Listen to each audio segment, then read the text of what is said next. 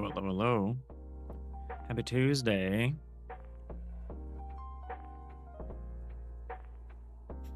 Hey, Nix. Nanigans.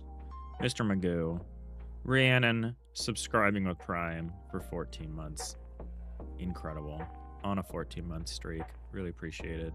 Hey, Jacob. Waza. I was provoked. I was provoked with the WhatsApp. I don't do that on my own. I don't do that unsolicited. Not like a child of the 90s or anything. In the early 2000s. How's it going, y'all? It's your duty. I know. I know. I'm obliged. How's it going, Jacob? How's it going, everyone? It's a new week. We got the same problems. Solo Dev Jam is not this weekend, but the next weekend after. It's in 10 days. So we're going to try to be productive until then. I totally missed the last theme voting. Apparently we're already on round 2, and I didn't vote in round 1. So we're going to vote. But I guess first I should do the intro. That I really should have started with. Hi, YouTube. Welcome to Digital Iliad. We're working on some FTL likes. This is episode 350. Somehow.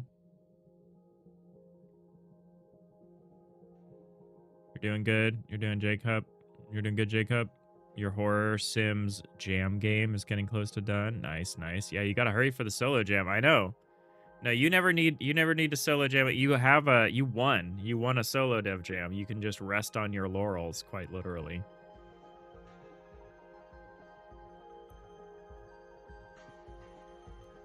You got to get out of the way for someone else.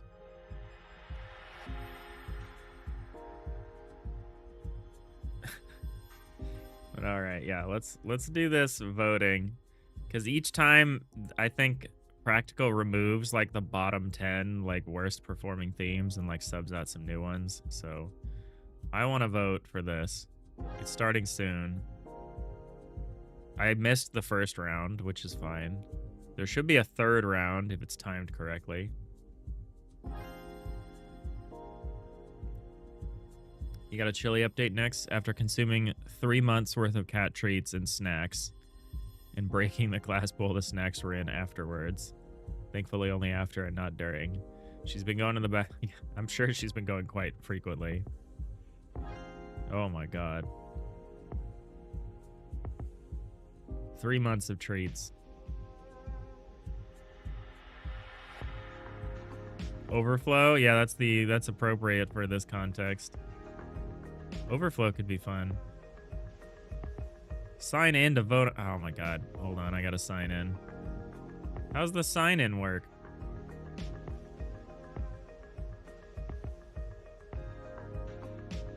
Well, I'm doing that later. Apparently I don't know what my login is for this. Well, rip. All right, well, we're not doing that now. But it's coming up soon. I have to try to figure out how I logged in to the Solo Dev website. Rip. Oh well, I guess let's go to work, huh? Thought that was gonna be a nice distraction.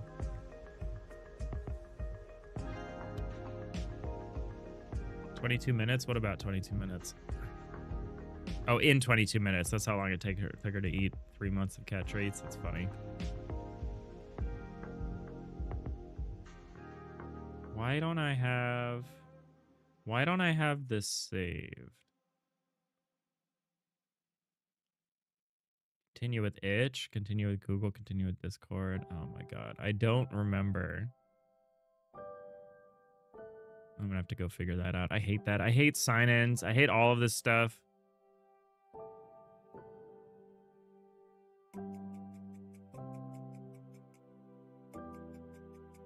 Let me just give him my social security number and I never have to sign in anywhere ever again. I'm mostly kidding. All right, so we're working on our mock-up. Working on our mock-up of the cargo bay. I think it's coming together. It's coming together. I'm having mixed feelings about putting this airlock in the front now. Having some mixed feelings about that. Actually, I mean, I see why. I see why I want to do that for this ship. I think what we need to do is we are running out of colors. I think I need to use different ramps. Right now we're using the same ramps for both of these, which I guess is nice in a way, but it's also like we're running out of shades. But yeah, here's it with the railings. I guess I'm gonna do some kind of railing thing this way.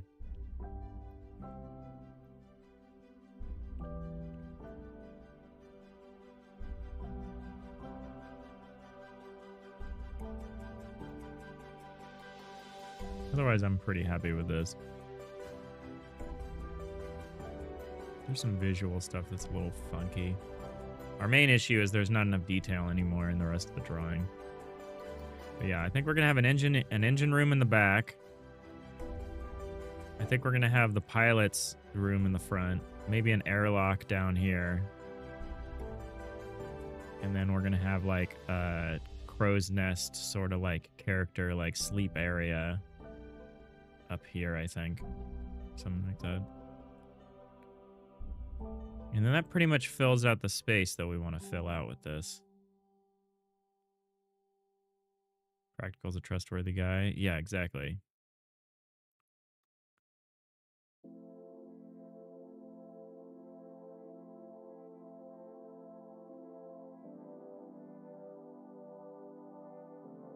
Catwalk's looking much better. Thanks, Nanigans. Yeah, I think this part is done pretty much. Oh, except there's like a visual discrepancy here that I don't understand.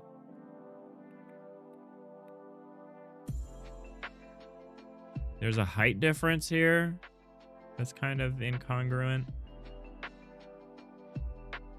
I don't really understand what's going on.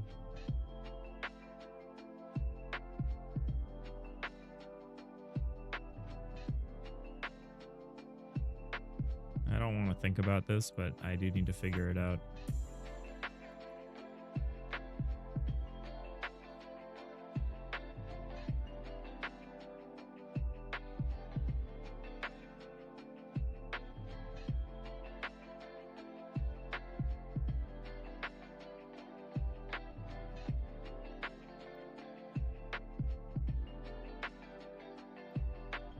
Yeah, this rail is higher than this rail.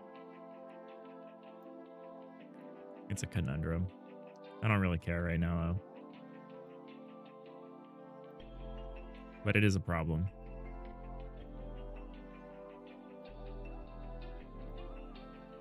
It looks like I had started working on the engineering, so let's just do that, I guess.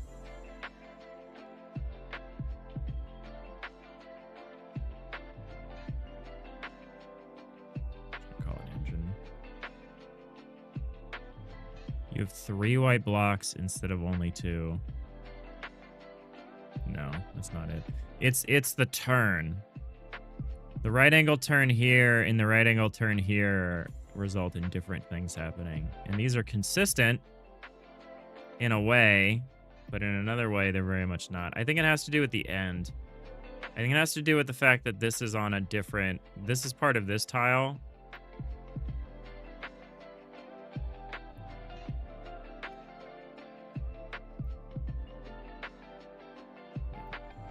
I think the problem's basically here, but there's no real way to fix this without trying to come up with some weird thing here. So, I don't really care. There will be a way to fix that that makes sense. The easiest thing to do would be to extend it out here, but that would be wrong. That would be wrong.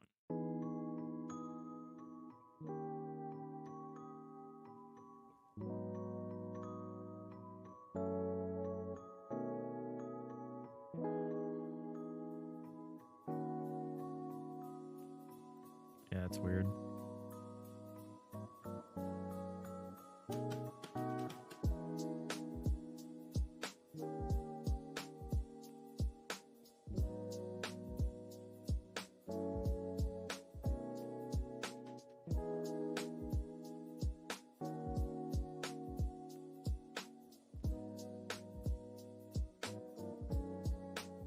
How tall is this going to be? 4 probably. It'll be weird if I don't do it the same height. So I guess it should be 5. Oh no, maybe it should be 4 because I want this to stick up through the ceiling. So 4. 4 it is. Okay. That's this one.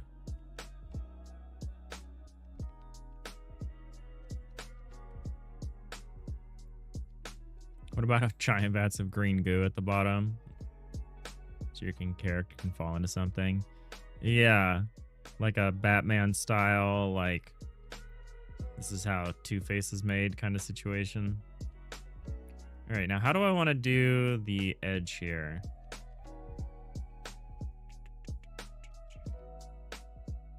This has just got to be the front of the engine room.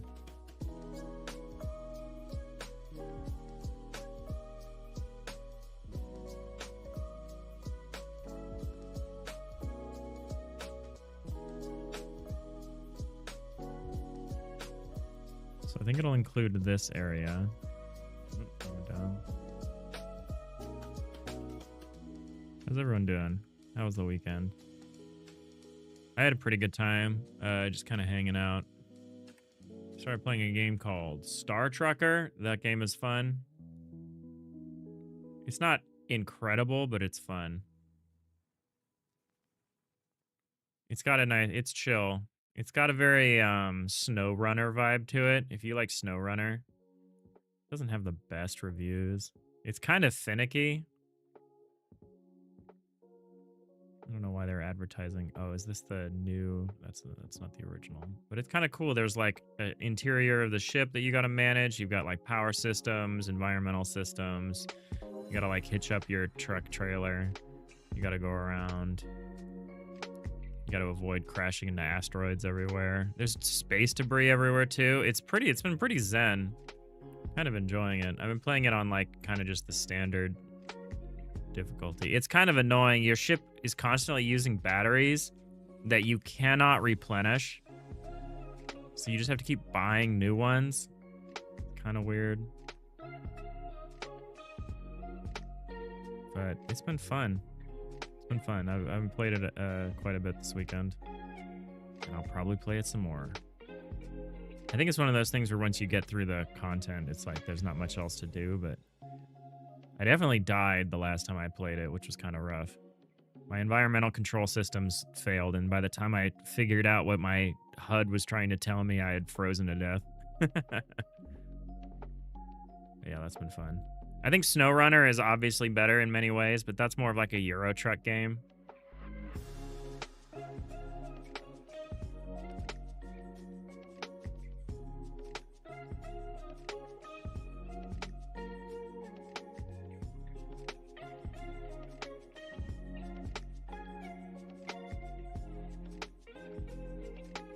This is why the railing doesn't look right, is because of this gap. So, like, technically what I should need to do is move the railing over. This is technically what I should do.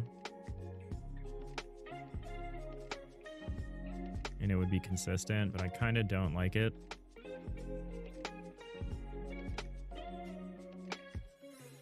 It looks wrong.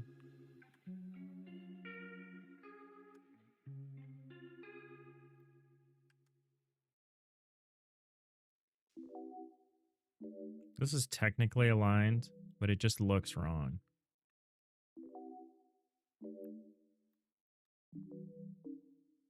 It's probably what I'm going to end up doing, though.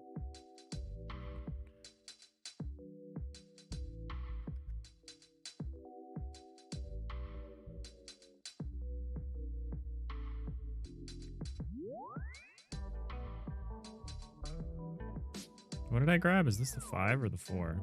I think I grabbed the 4. I think that was a mistake. No, that's correct. Okay, we need to put a door here now.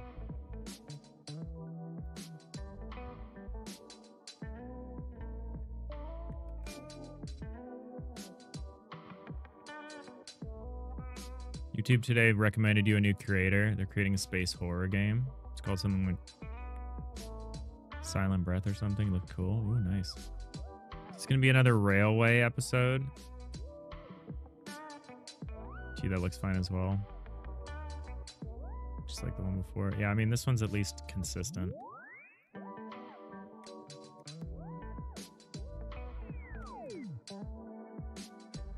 Consistency goes a long way, even if it's kind of weird.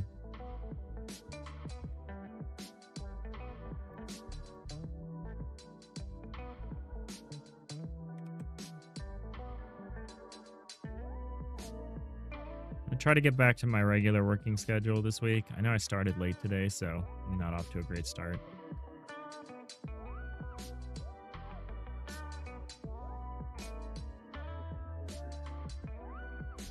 But we're going to make an effort.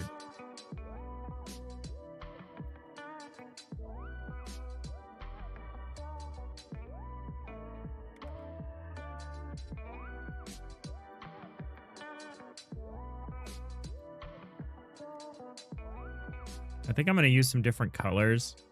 I think I'm going to try to distinguish the railing from the rooms with some coloration. Totally settled on what I'm going to do. Kind of just taking it 10 seconds at a time, you know?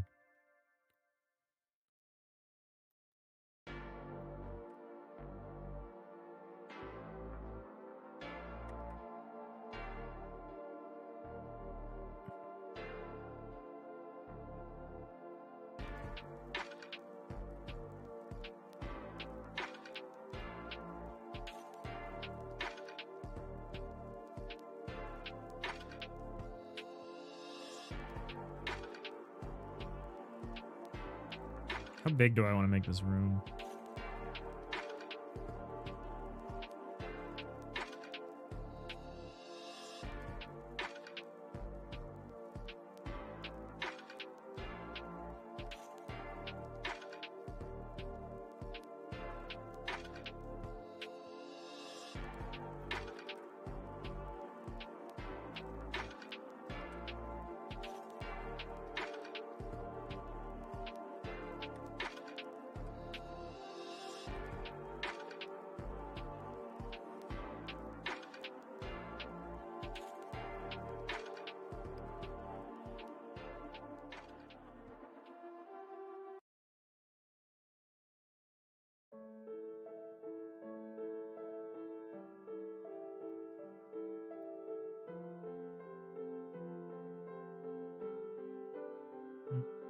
That doesn't look right.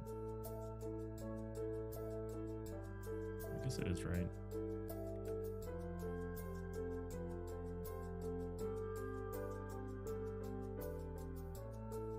Let's smooth it out, I guess.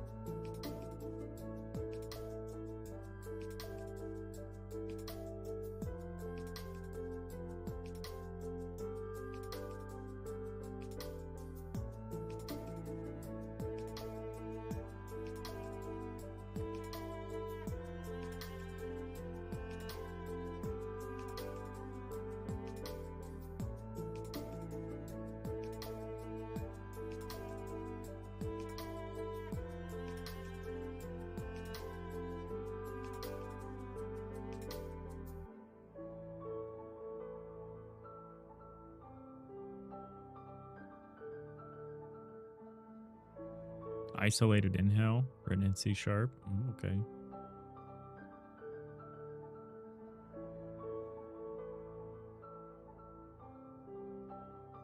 You want columns? What column? You want columns in the cargo bay?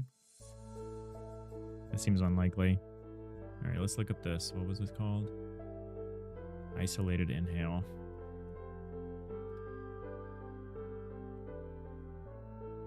Is this on Steam? Doesn't look like it.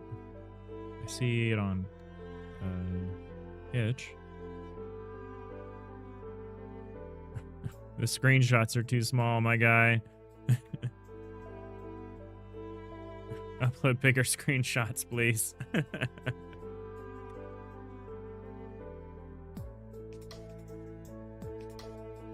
Sandbox horror game.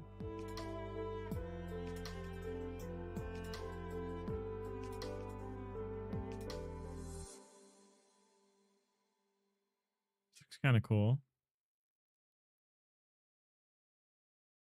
Potion storage.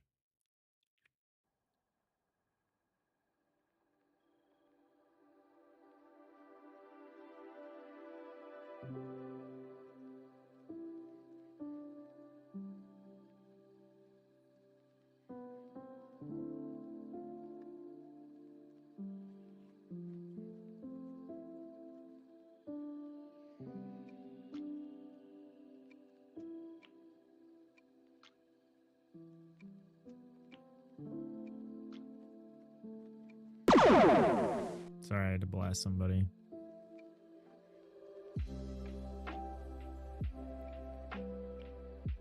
Thanks, Mago. He's dead, Jim.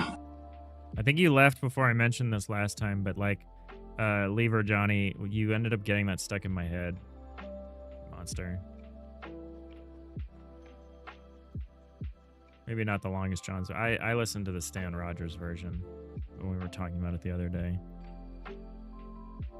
You're getting that song stuck in my head.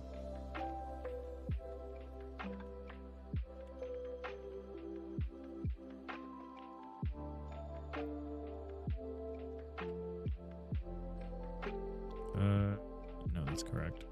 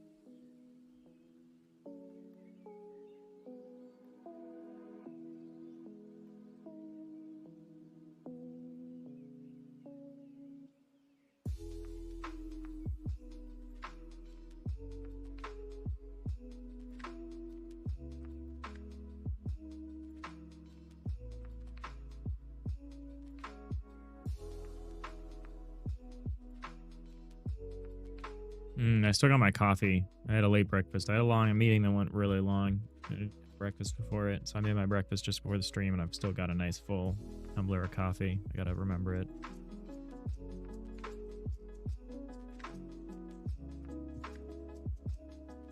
How's everyone doing?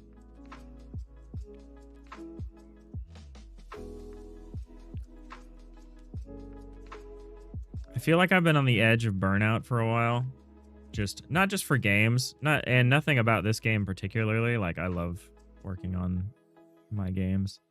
I can just feel it. I can like feel the extent to which I like don't have focus for a lot, which is nice because we're not really working on something that requires a lot of focus. Like, I'm responding to it. I'm not just ignoring it. Something I think people really need to be sensitive about. And by sensitive, I mean you need to be paying attention. You need to pay attention to yourself. Do I want the double outline on the doors? I guess that's what I've been doing.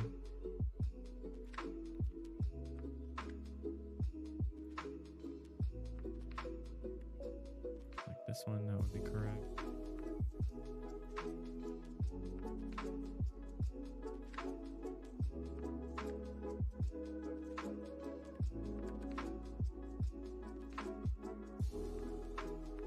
Doing good, tired.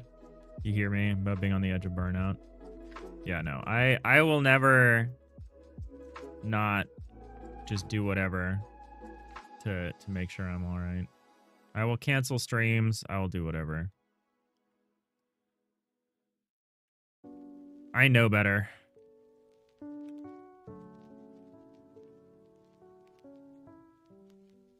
Some people don't. Some people push through that stuff. And that is how you cause like serious long-term damage to yourself. It's by pushing yourself through a period of burnout. Like that can just be absolutely devastating.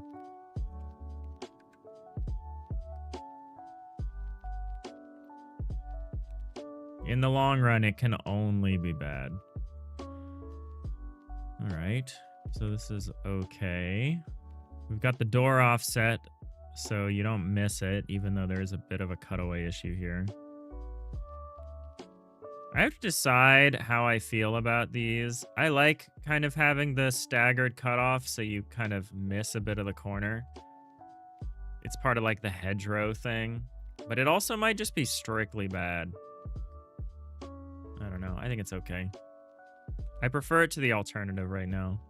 So this is just the fore part of the engine area. So we'll have like a different one that we load up for when you've actually exposed the room. So let's do that.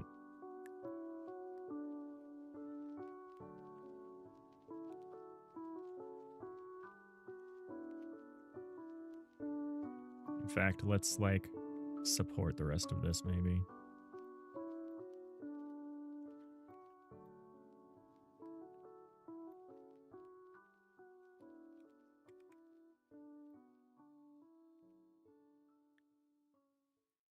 You're whatever the opposite of a burnout is, Arneo. You're a burn in. You're burned in.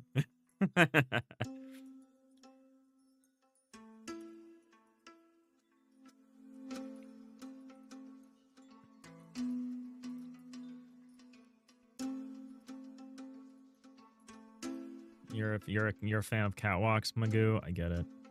Rhiannon, you're in burnout. You're trying to find some time to rest, but unfortunately you're stuck just having to power through various obligations. Yeah, that's rough.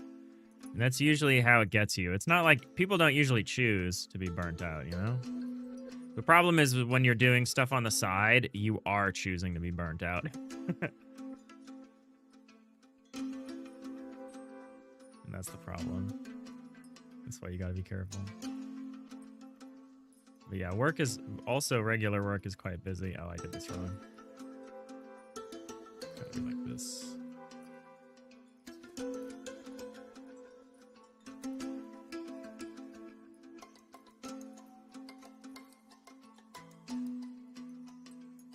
You burnt out, but you finished your the work you were doing. Yeah, that's good. Making a bootloader for your OS is periods of happiness then depression over and over again until you don't have to touch it in assembly in months. Yeah.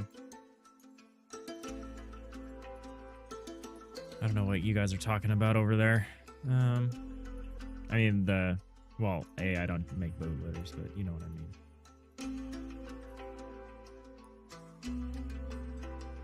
You put all your side projects on hold, basically, Rhiannon.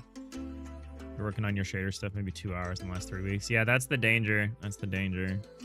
But it's important. It's important to cut stuff out of the schedule. Hey, Scotty Flops. Welcome in. How's it going?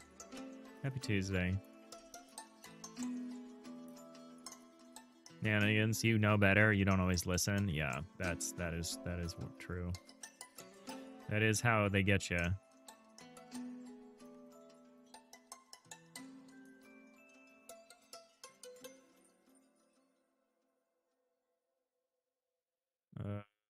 I'm gonna do this part.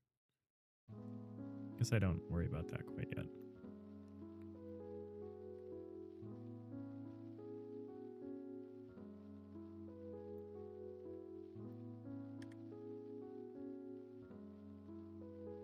I guess I can just cut these off and then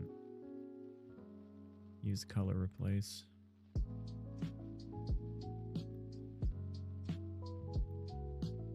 Filling out the rest of the cargo hold, which is way bigger than I thought it would be. But it makes sense the way we're doing it.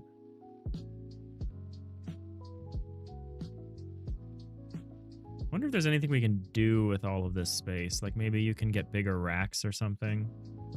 And you need some kind of forklift thing.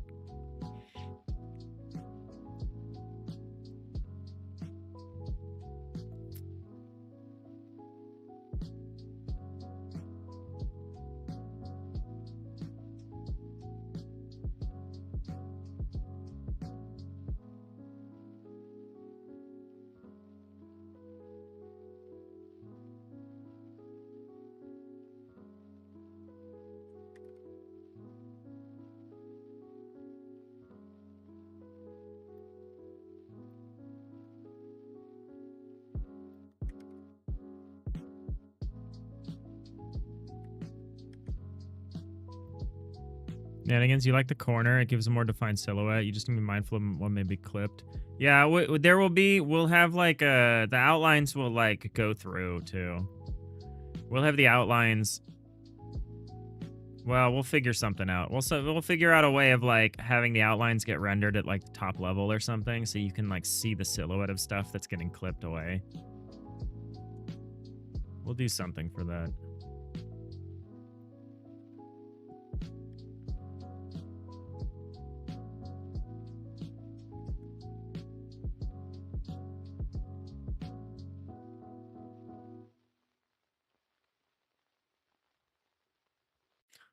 Maku, you've been addicted to 3 kobolds in a trench coat.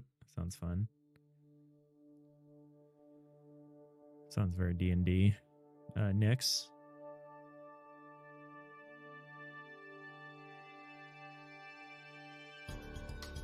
What are you doing?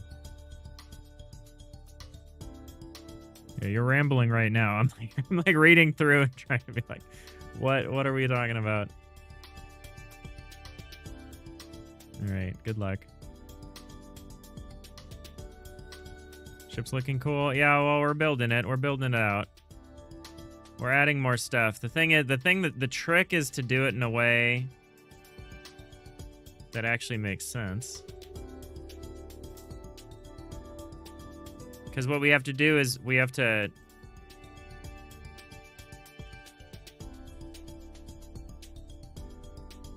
like layers that we peel away from a visual standpoint. And you know what? I'm not quite sure why I'm doing it this way. I guess we're going to decide how much cutaway we're going to do. So I'm trying to do this in like the most conservative way. So we can decide what we want to show and how much we want to show at a time.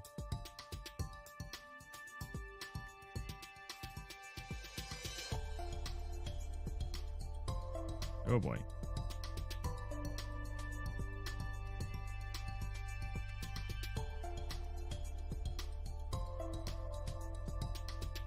I went too far.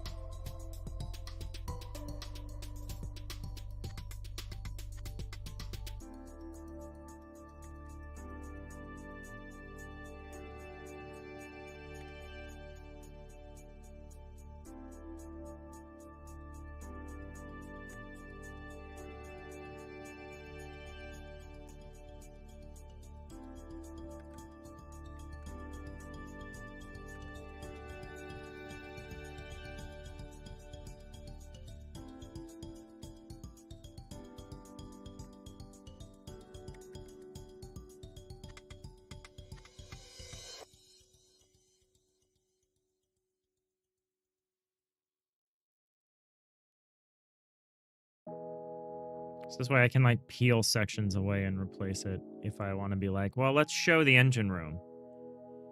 I'm trying to leave myself some options. Because I'm not quite sure what the framing of this presentation is going to be for at least the purpose of the mock-up. Let me try some stuff.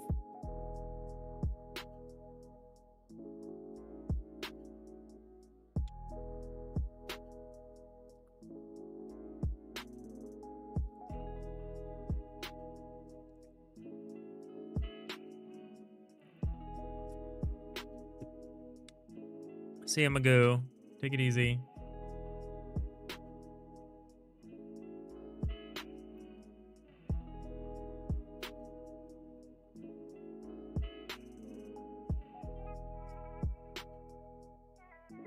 You know what I should have done is I should have gotten out my drawing tablet because I'm doing this with my mouse and I am starting to experience pain. I'm experiencing bidge, as they say in Klingon.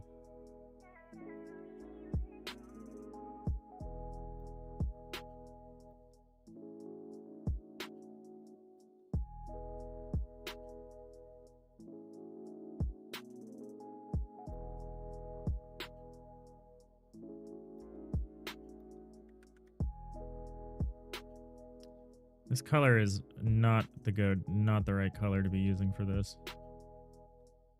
But again, I'm running out of colors. I need to just try some other ramps. Try to use up multiple ramps instead of just one ramp for this whole thing. Like, it'd be fine if the background was like green and like the catwalk looked kind of oxidized, like it was kind of orange or something. Would that work? Do I have a low sat orange? Or brown? Yeah, I do, don't I? I kind of want the first ship to look kind of janky. So that might actually be kind of coherent. Man, I have a lot of choices. I really like this palette for its just the sheer number of options.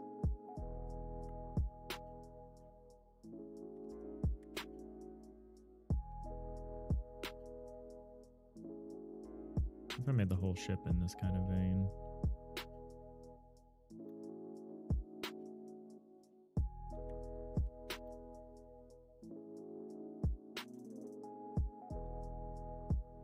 I could go with that. I could also go with this.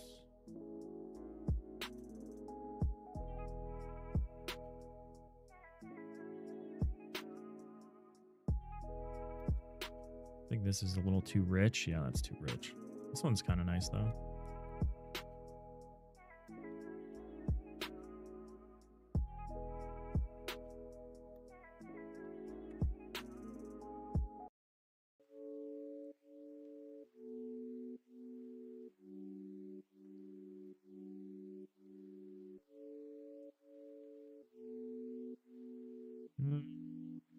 Kind of want to try that brown.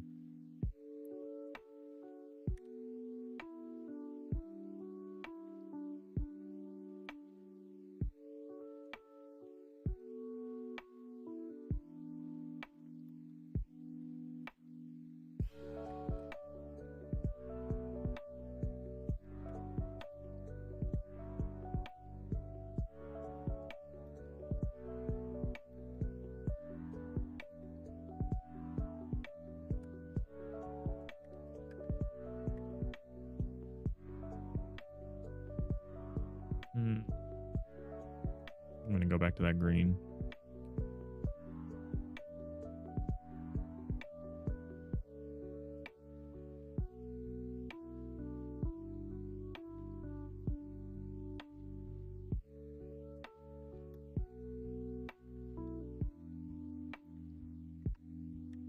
You should try adding in random noise. We will. The final image we'll process it and we'll do some stuff. We're not gonna, we're not gonna do that in a sprite. Just try to like color replace something that's already has noise in it at the pixel art level.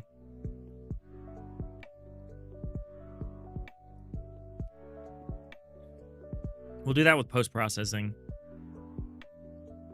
Arneo, you want to do art? You have to configure your drawing tablet before you can do that. Your Windows has been cranky with the drivers. Yeah, I have some trouble with Wacom. I'm actually going to go grab that tablet because this is too much. This is annoying. I'll be right back 1 second. Give it up for Chair. He's got my back.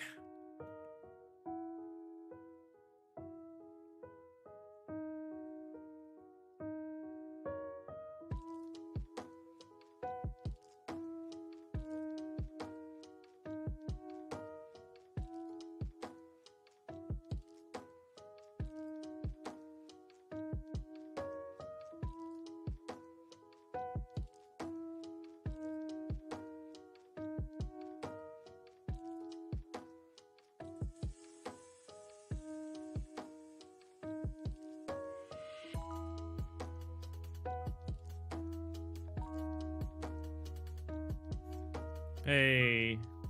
Spoon in a second. Tree Fitty? Yeah, it is episode Tree Fitty. Welcome to episode Tree Fitty of Digital Iliad.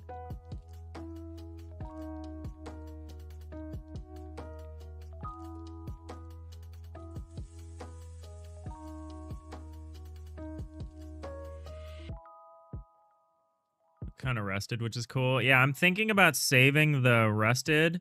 So I'm thinking about green here because I'm thinking about maybe for the catwalk we use like a brown or orange or something. All right. Switching to tablet mode here.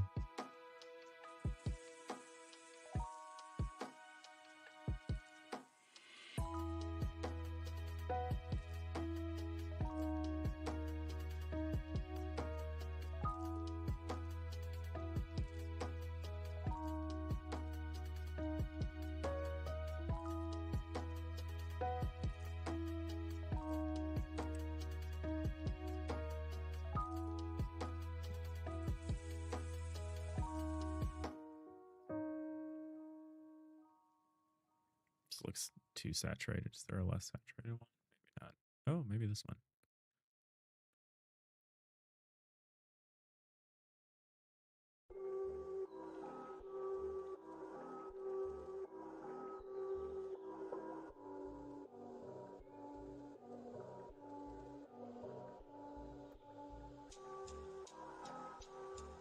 I'm like considering something like this. Catwalk back. Oh, catwalk 4.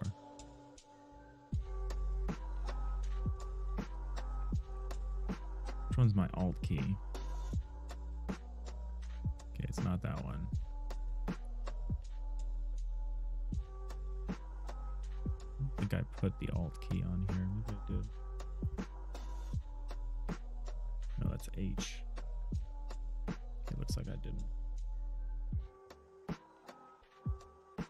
It's fine.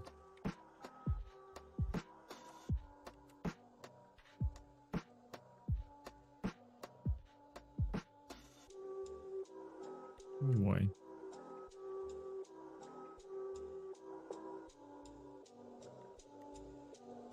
Oh, I went. That should be that. This should be this.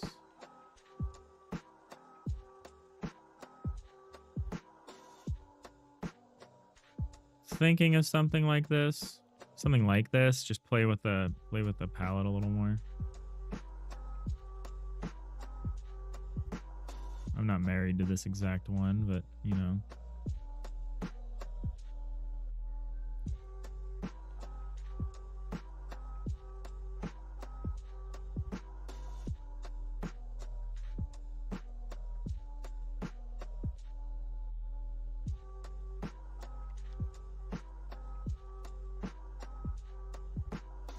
And again, you started playing around with using one of the low spec palettes for doing your textures and stuff. You think works better for you is you've got a large mood board of things you like the look and feel of, and you'll instead just sample a color that has the mood you want and create your own variants based on that.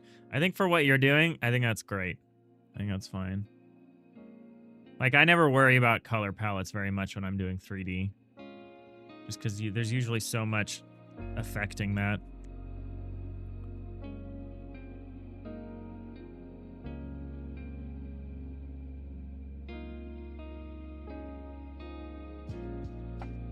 Yeah, this helps. Using different ramps helps in cases where the contrast is like not very different.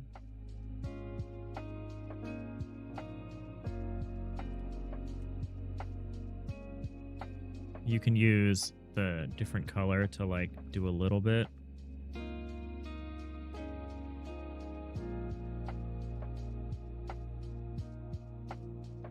don't remember how to do this.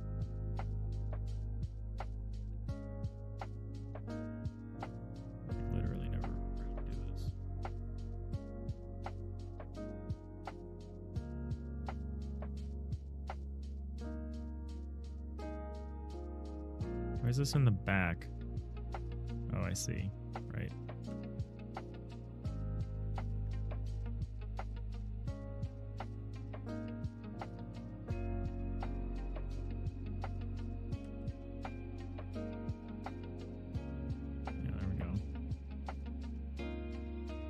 So yeah, so like these kind of blend together from a contrast standpoint, but because they're using different ramps, like there's still some distinction for your eyes, which is nice. I don't know if this is the exact one I'm going to use, but you know, something like this. I'll make something like this.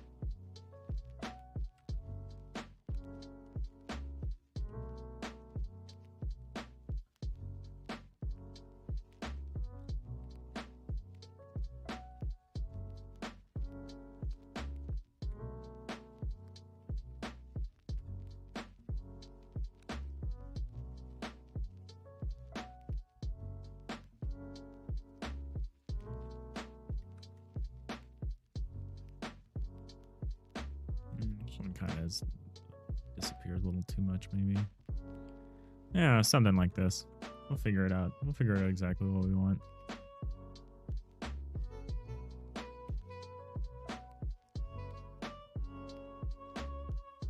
What happened to my highlight? I like disappeared at the highlight.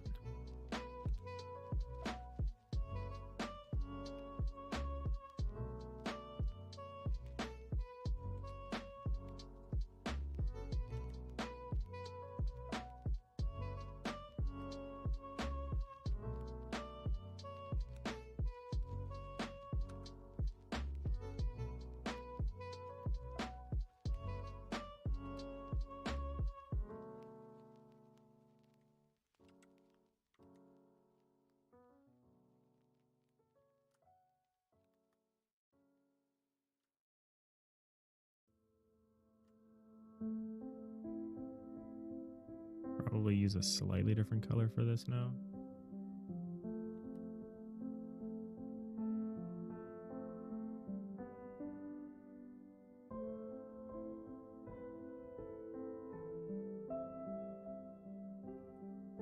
It's a little more in line with the orange.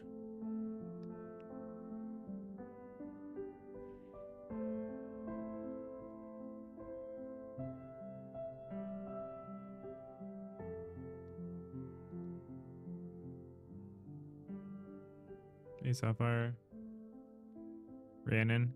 You didn't hear what Nanigan said? You're doing posterization, color banding. You're considering doing some palette clamping if you get back to it. Ooh, yeah, that sounds nice.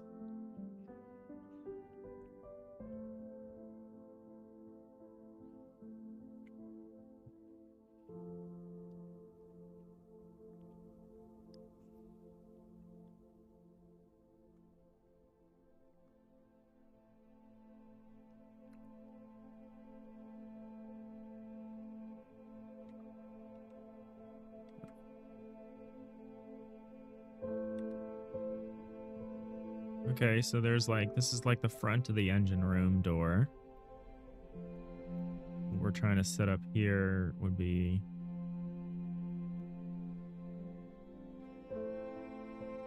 Yeah, so I guess I want one more of these.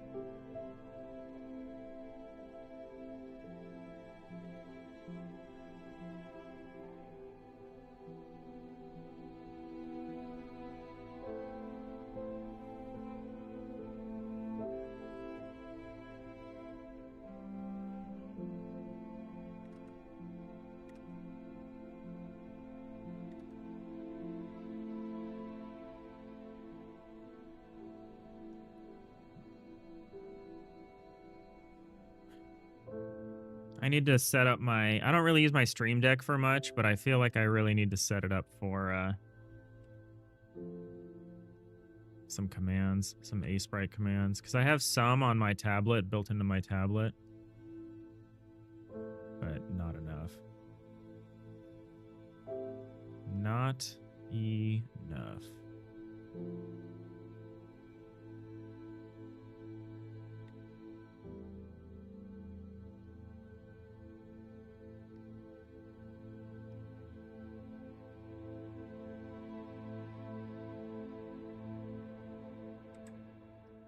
Oh, that was way too much.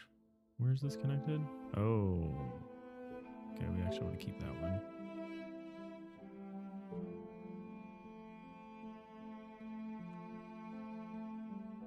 Whoa.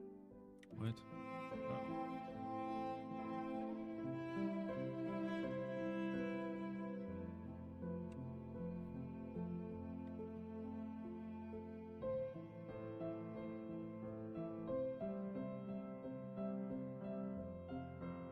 I like the green, especially with like the kind of reddish purple kind of setup that I've given Ripley so far. It kind of works. Kind of works with her.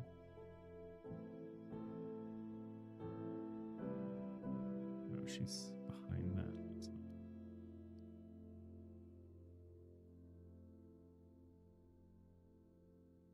There we go. That's a nice place for her to stand.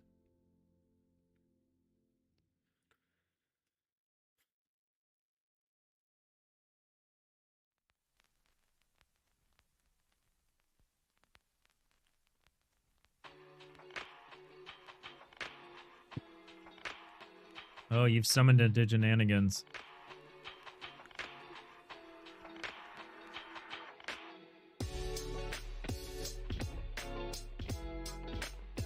You're making some terrain textures that you're drawing as pixel art. You want to do a typical pixel art color ramp.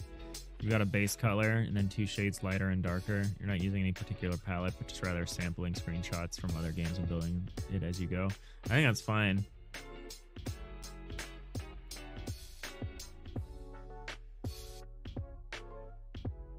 You need to play around more with the shaders and the lighting to figure out how you want the end result of those colors to work.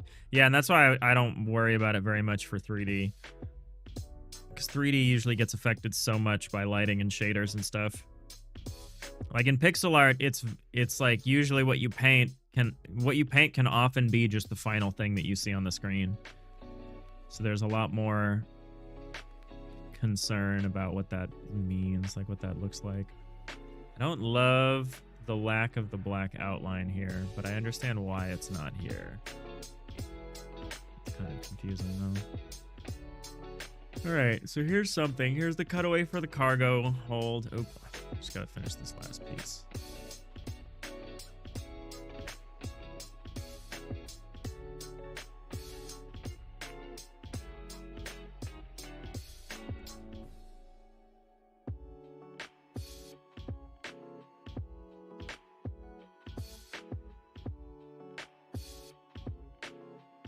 Yeah, I kind of like this brownish kind of color.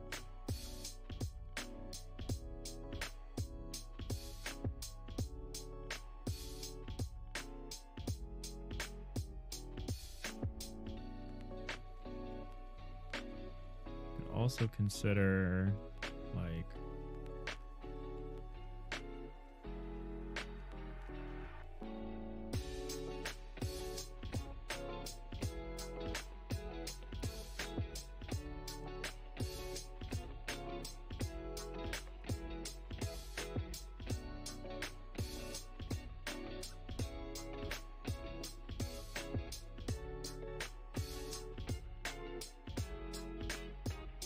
feels too samey. But this also works.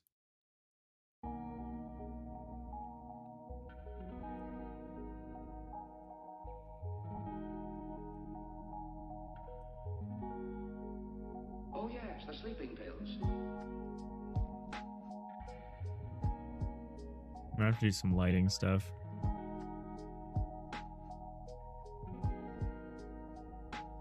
This definitely feels jankier. Oh, what layer did I paint that on?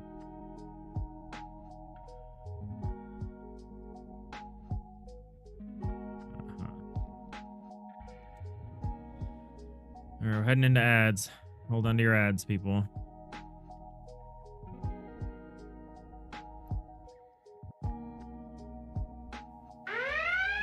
Oh no, we're being raided. Starlight Lacuna. Raid alert. Right into the ads. Welcome in. How's it going? I've been working on some mocking up some drawings here. We're trying out some colors. How's it going? How's it going? Welcome to Digital Iliad here. We're working on some FTL-like games. Schemer Codes, welcome in. Stargate Blue, good to see you. Oh no, not the ads. I know. They're about to start. We had a good stream.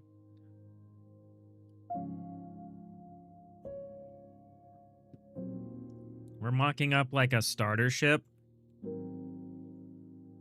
We're starting from the cargo bay and kind of working our way up. We've been trying out some different colors.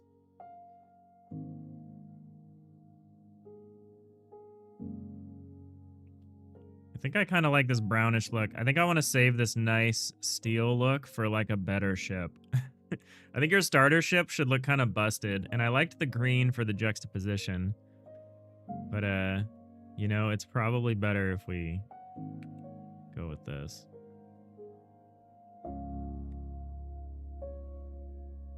I'm not sure when y'all will get out of the ads. Oh my god.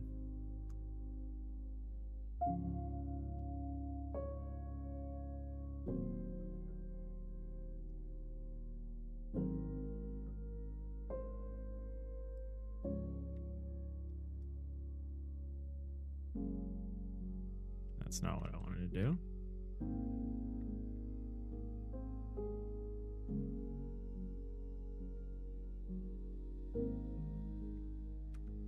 Makes you think of rusted metal and moss growing on it.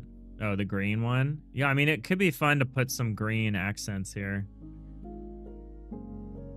This is pretty not monochromatic, but these are like complementary colors or whatever.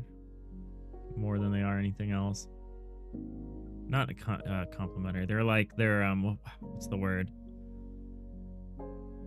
Analogous? They're kind of like analogous colors. I don't know color theory. I just say things. But that's more what I'm getting. They're like they go together. They don't really contrast each other. I think that's okay. I think I want your first ship to kind of feel like a piece of junk. I really feel like I need this violates all the rules, but I feel like I need an outline down here, which is unfortunate. I have to figure out what I want to do about that. Because there really can't be an outline down here. It's not really how it works. Oh, you know what I could do? There is something I could do, though. There is something I could do.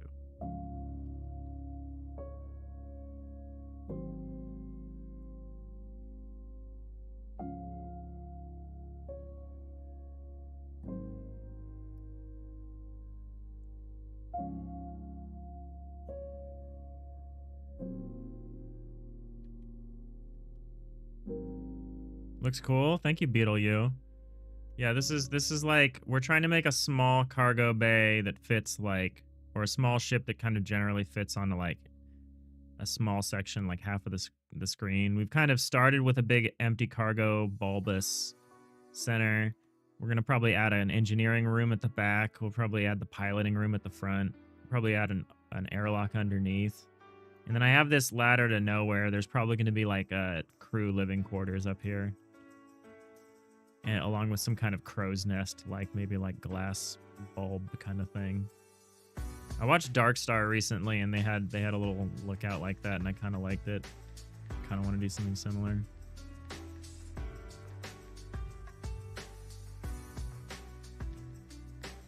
So what if I did like this?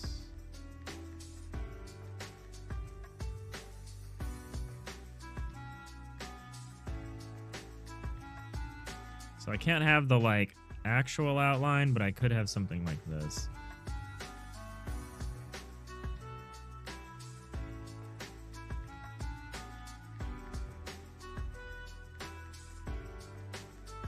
It feels better.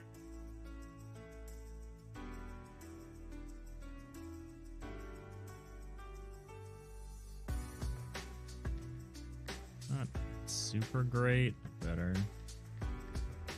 Might keep tweaking with the colors I'm using for the catwalk.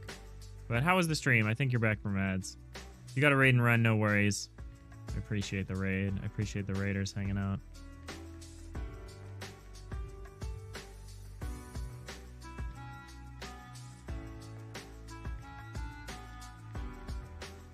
Why does it like this? Seems like too much.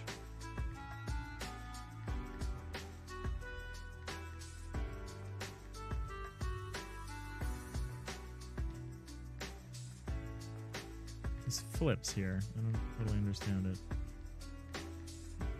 Yeah, that looks better.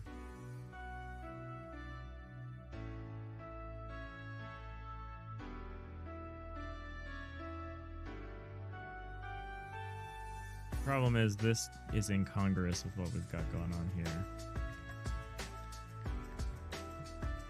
Not really necessarily here.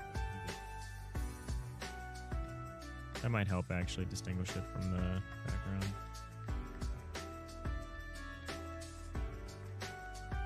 Stream was good. When did you start making pixel art? A couple of years ago. I started with this project actually, with the original version of this project. I've done a few pixel art jam games that I'm reasonably proud of. But yeah, it's been a slow process. My secret has been to go as low resolution as possible. It's been easier for me. Some people will tell you it's really hard to draw at this resolution. I like it. It makes it really obvious when I've made a mistake. Your stream was good. Starlight, you're doing some prototyping in 3D. You're mostly a 2D dev, so it's kind of challenging, but you got a character to move and shoot, exploding fireballs. Ooh, nice.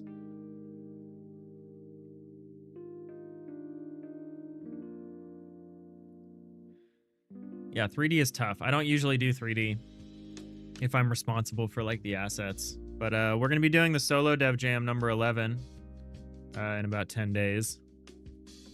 And I'm going to probably do a 3D game for this. 72 hours. Because I can use art assets. And I find when I kit bash, I like to do 3D. Because for me, it's easier to kit bash 3D than it is to kit bash 2D. 2D stuff, especially pixel art, I have a hard time matching when I find it that someone else has made. But yeah, we're stoked. You may join. You should. Solo devs only. Pre-made assets are okay. You just have to have the legal right to use them. So I just use pretty much only stuff I find on the itch, on the free, for free on itch in terms of assets. No AI generated assets, please. Whatever engine. New projects only. It's cool. It's a 3-day weekend. It's on Mother's Day this year, which is unfortunate, but yeah. I'm gonna do it. This is my favorite game jam. This is it's not, I wouldn't say way more fun, but it's way more relaxed to me than like Ludum Dare or Down to Jam, where I have to do the whole thing from scratch. But I like doing stuff from scratch. Like, I've made some 2D pixel art. Some 2D pixel art stuff. I'm out here playing my... He's out here checking out my itch pages. Yeah, this is the last one. Is this the last? This is the last one I did that I think is like a 2D pixel art. This was fun. I enjoyed making this. This was the first time I did a character art, animated character art. My slow ass bear that I need to work on. Yeah, I like doing this stuff, but this stuff is hard to do in a few days and actually end up with a game. I find when you have to make everything from scratch, it becomes such a production problem. Come on, Bernard. There you go. Yeah, this was my first pixel art animated character. This was before your time? That's crazy. This was like... When was this? This was like September? I think this was September. Crazy that's before your time, Sapphire. You look so cute. Yeah. He's slow because he only has a 2-pixel animation. Like, he goes 1 pixel forward, returns, and then goes 1 pixel back. I'll have him go pick a berry. His pickup animation is cute. But yeah, I like doing this. This is probably one of my first like finished pixel art games. And this was only last year. I really like pixel art. I didn't think I would. I'm like a programmer by affinity and experience. That's pretty much all I do. Yeah, I enjoy that. But yeah, I like doing pixel art. But yeah, it'll be fun to make a 3D game for the jam. It's definitely challenging. Godot is really good at 2D pixel art stuff. It's fine at 3D, but it's, you know, it's not like...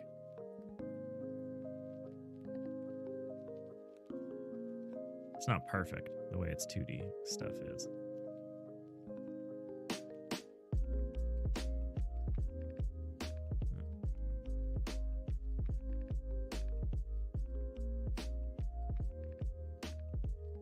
I'm gonna watch a movie tonight. Which movie should I watch, chat?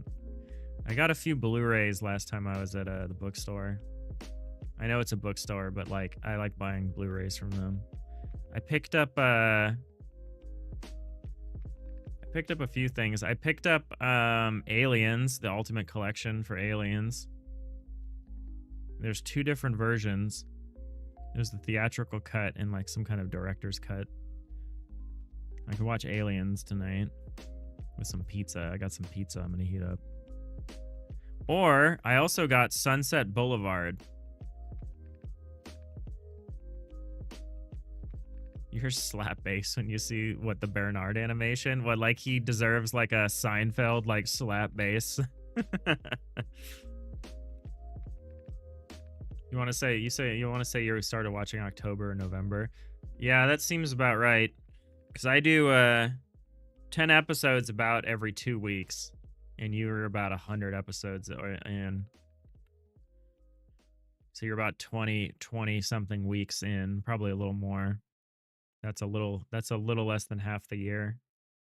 So yeah, I'd believe it if you started watching in like October.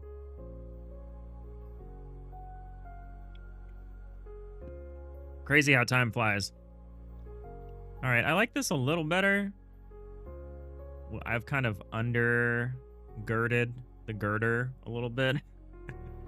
Undergirded the girder. Although it doesn't make any sense for that to be here, does it? I need to change this corner. It's a little weird with the cutaway how this is gonna work. I think I need to do this.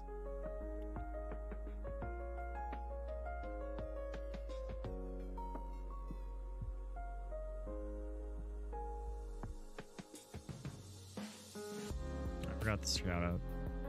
What is this art for? So I'm working on some FTL-like games, some like Starship Management games. I'm working on a really small one that I want to get out the door in the next like couple of years. This one's called Lo-Fi Flyby, and the idea is that it's kind of like a an almost like an idle game.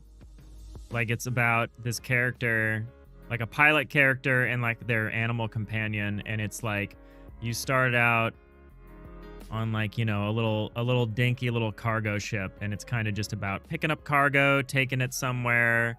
Some parts of your ship will break and you need to do some maintenance or whatever. Maybe you can eventually start to install like little helper robots or something, or hire on additional crew. And so it's designed to kind of be almost like a desktop companion game or a second screen game right now.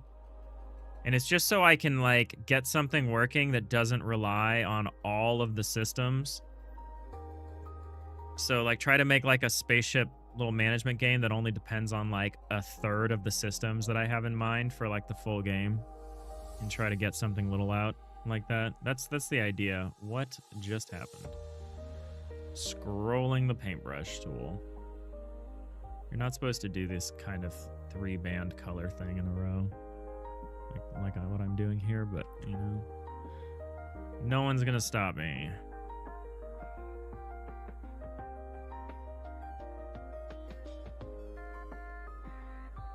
And so I'm kind of mocking up what I think the interior of one of those ships should look like. I have a gray boxing tool for actually building these ships, but I'm doing it this way because I'm trying out some stuff that I can't support with my tool and seeing if I like it.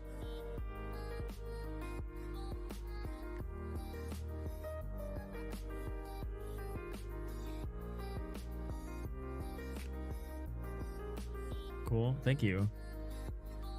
Wait a second. The fence is spreading out, reads as a front wall, if that's what you were talking about a minute ago. Yeah, that's what I was trying to reinforce. It makes sense. It's symmetrical. Like, people can fill in the blanks. It's pretty clear what's going on here, I think. I like what we've done with the color. The problem is if I commit to this, I have to do this everywhere. But I think that'd be cool. Like, we have, like, your first ship be this kind of rusted kind of color, and then maybe your second ship can be more of the sleek, kind of like, these kind of sleek, like, bluish metal colors or something. You know, also, we could totally make color be one of the things that you can unlock about your ship and change. Like, maybe you could give your ship a new coat of paint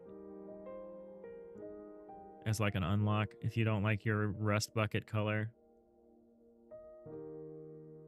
Could be fun. Make the front edge darker. Yeah. I should do that.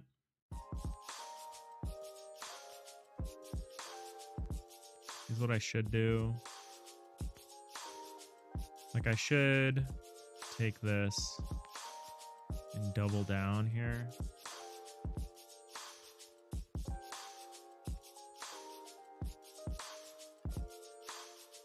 Give it a double outline.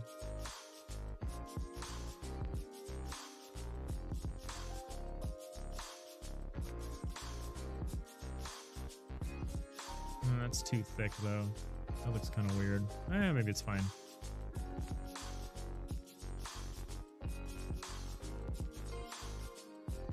The only other thing I could do is actually do it, like, make it, like, absolutely black. I think I like this less. But I think it's more consistent, so that's a conundrum, but...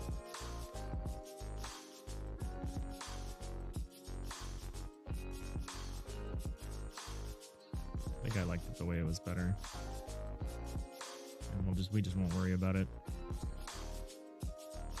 Alright, so we need to set up some new rooms. We need to set up some additional rooms. Let's set up the airlock, why not?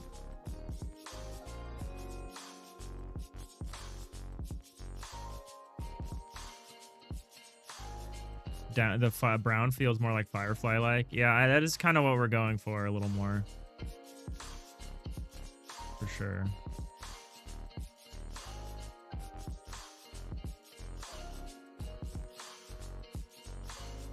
Maybe a double thick line on the end looked better if that was intended to be a cutaway of the railing.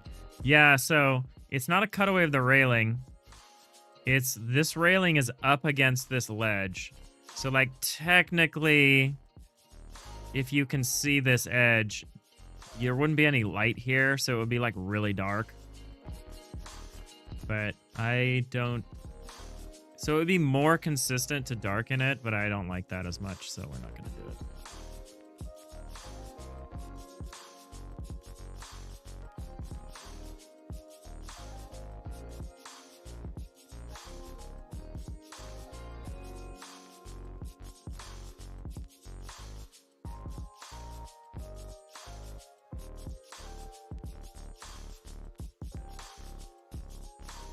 So I want an airlock. I want it to probably be 3x3.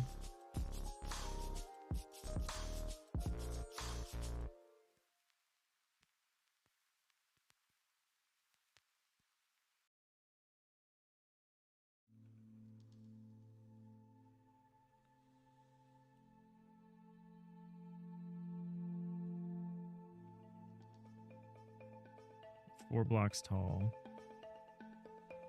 5 if you count the floor. I'm gonna make a layer for that. What I'm not sure about is whether I want to cut away the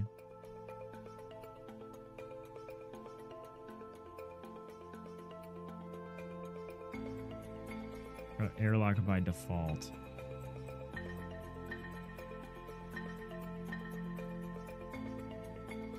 Actually not sure what to do about the airlock. We keep going on the engine area, I guess. I already started that, so I might as well.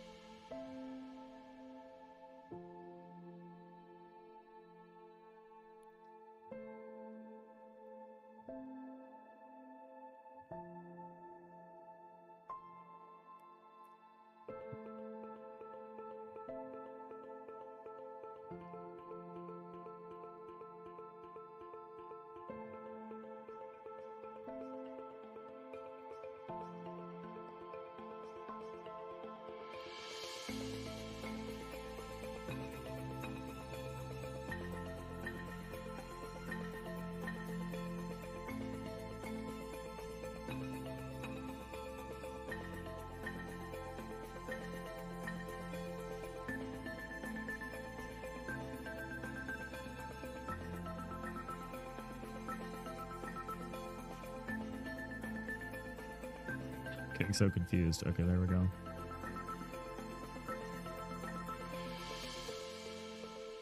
So how big did I say this engine room was going to be? I said like 5 by 5.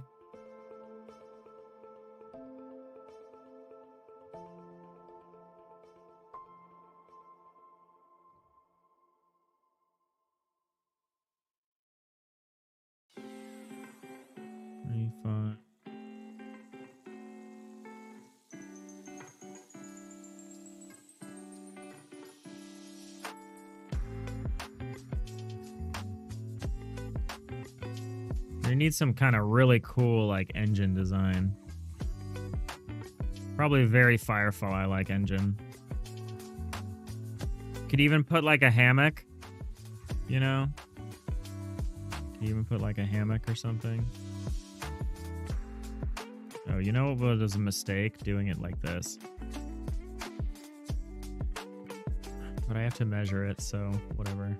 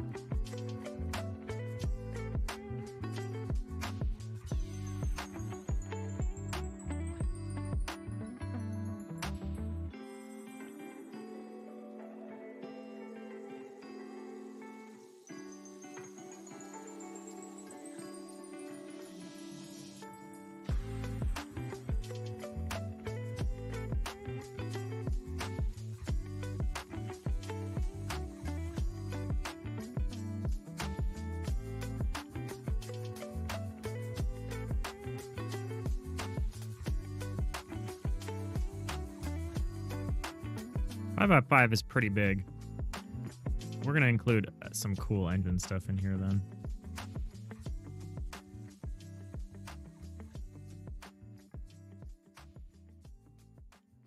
This is maybe too big.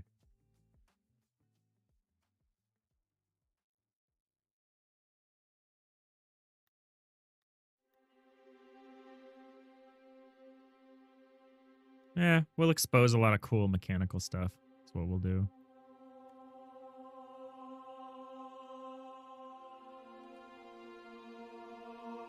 Maybe the next big ship will have like multiple engine rooms with like airlocks next to them or something.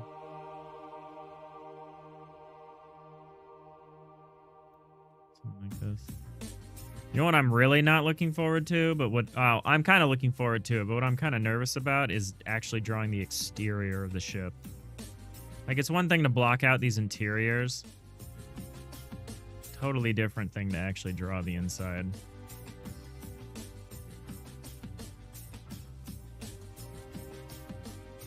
Not the inside, the outside. Like, the actual curvature of, like, the hull.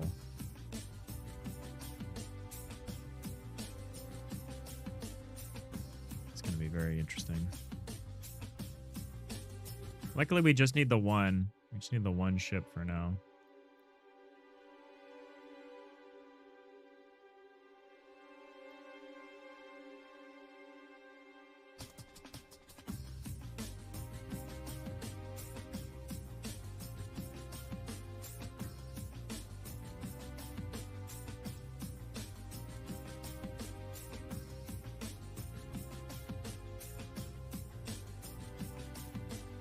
Very excited for that pizza.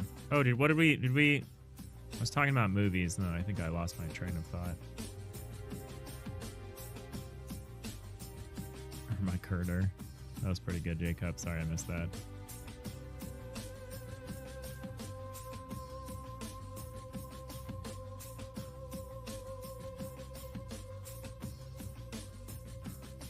Yeah, I don't know. I can't choose. I'm having a hard time choosing between some of the new movies I got. I also got His Girl Friday. That's a good one. But I'll watch that with a partner. You know, I also have The Thing to watch. I've been collecting Blu-rays again because I just hate streaming. I hate not being able to watch the movies I want to watch. Sunset Boulevard would be really good. I'm in kind of a toss-up between Aliens and Sunset Boulevard. As far as, you know, Blu-rays that I recently purchased that I'm thinking about watching tonight.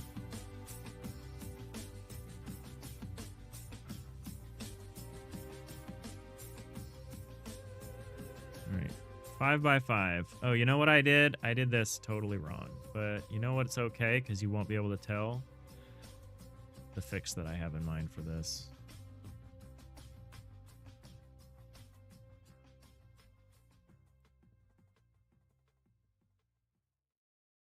Aliens is good.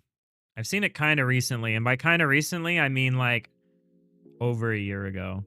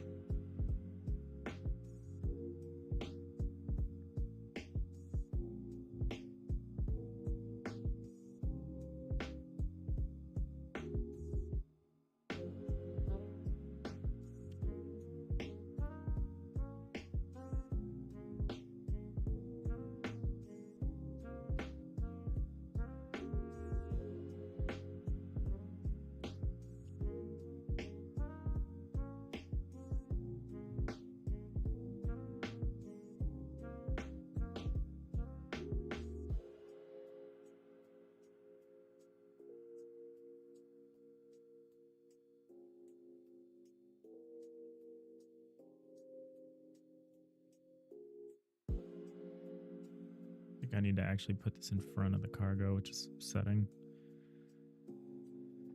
That's fine.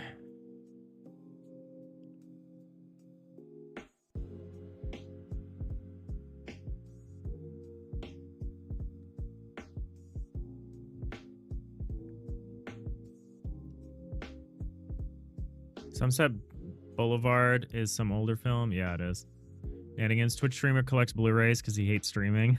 Yeah. It's true, though. It's true.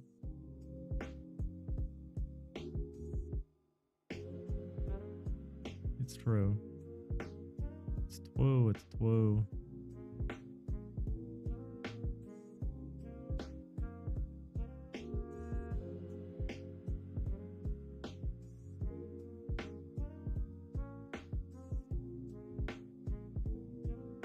Sunset Boulevard is really good. It's a classic.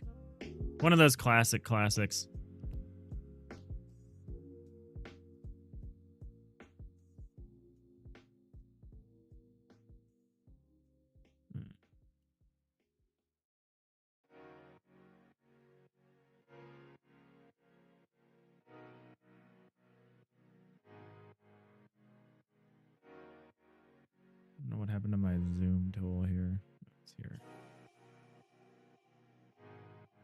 You're not the biggest fan of any Alien movie, though, Arneo? That's crazy. What are you talking about? You mean aliens in general, or you mean like the Alien series? I assume that's what you mean. You don't like the xenomorphs?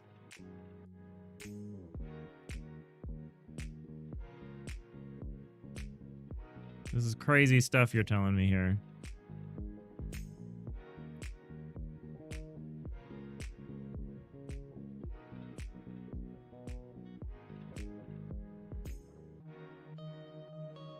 Rhiannon, you don't know if it's an option, but you should watch Eraserhead. Lynch said it was his most spiritual film. I don't watch a lot of David Lynch. I'll say that right now. It's one of those. He's one of those guys. I really enjoy him as a person. I have never been very into his movies, though. But as a person, he is incredibly amusing. I could probably watch his version of Dune. I could probably go do that. Out of respect.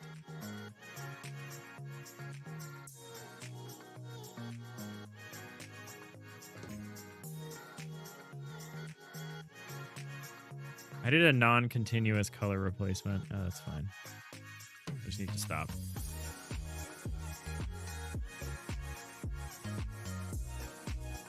Okay, I think I fixed that. That was a little weird. Oh, God. Stop clicking things, Dave. Or at least stop clicking the wrong things, Dave. So 4, so the rear. You know, I don't actually see the distinction here. Oh, there's a wall here. So what's gonna happen here?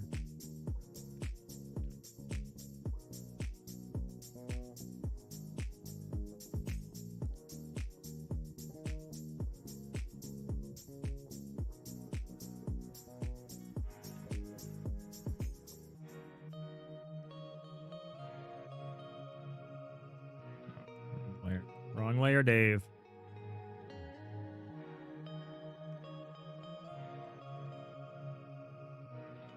Oh my God, this thing is twitchy. Kind of what happens when you just put that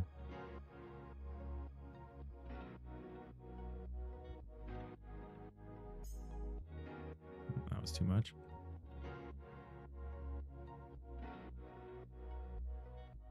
Arneo, the Alien franchise, yeah, you bounced off the first film, although you understand it's well made. It's very well made. Second one you enjoyed, and the rest are just kind of weird. That's a mostly reasonable take. Alien is great,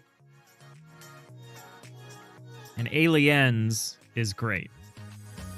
They're hard to compare because they're in totally different genres made by totally different directors. They're only connected via, like, the lore and, like, the, you know, the beloved Sigourney Weaver and everything. But, yeah, otherwise, they're completely different films. Incomparable films otherwise. But, yeah, Alien is amazing. I think it's probably still the best space thriller ever made. And then Aliens is great for action. It's probably my second most favorite James Cameron movie, only because Terminator 2 is probably without peer.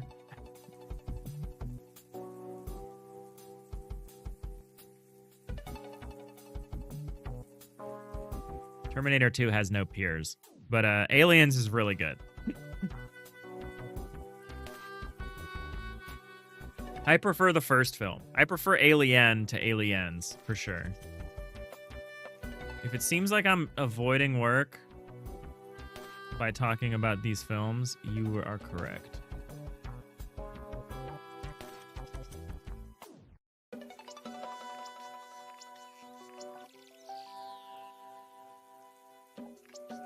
So what's happening here? So this, I need to... I think I see what's happening. Ah, I see what went wrong. It's like trying to visualize what happened here.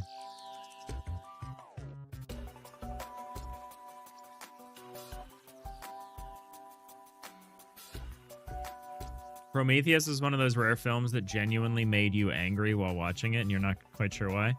I don't know either, because Prometheus is kind of okay. Prometheus is on my list of okay alien films. Prometheus is all right. I watched Romulus. Actually, the last time I watched Aliens, I was with a friend. We were hanging out.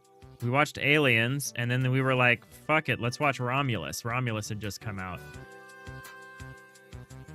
Romulus would get an okay from me, except for what they did to Ian Holm.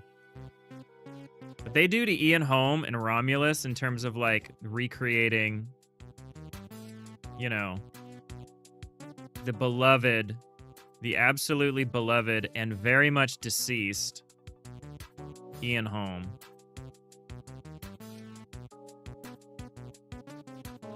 That was unacceptable. But otherwise, it was a kind of an okay film. It has the problem of it's just trying to do the original Alien movie, but again, which is kind of the struggle of most Alien movies, is that they're either trying to recreate the first Alien, and they go for like the thriller style and suspense, or they try to recreate the second Aliens, and they go for like action and stuff. Those are like your only choices when making an Alien film. And so Romulus, they go for Alien, and they do an okay job. They actually do an okay job. But yeah, sacrilegious what they did to Ian Holm.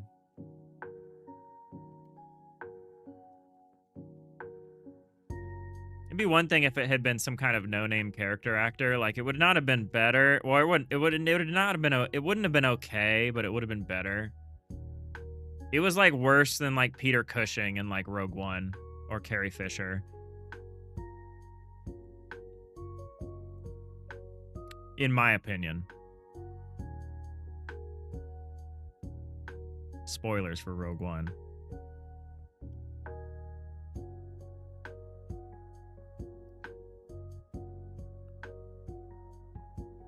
All right, I'm having a little bit of a hard time with this corner I'm working on here, trying to build out this engine room because of the layers, but I think I figured it out. So these are the entrances. So you belong here. So you belong to that. You belong there. So you go here. And in fact, you are actually going to be just one of these.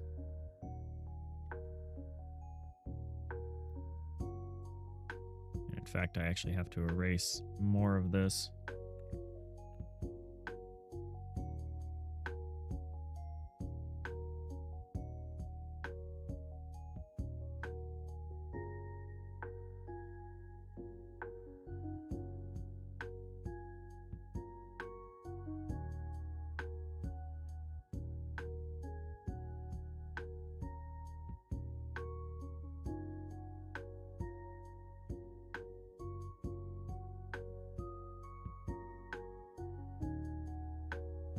Jacob, Prometheus set up a really cool theme.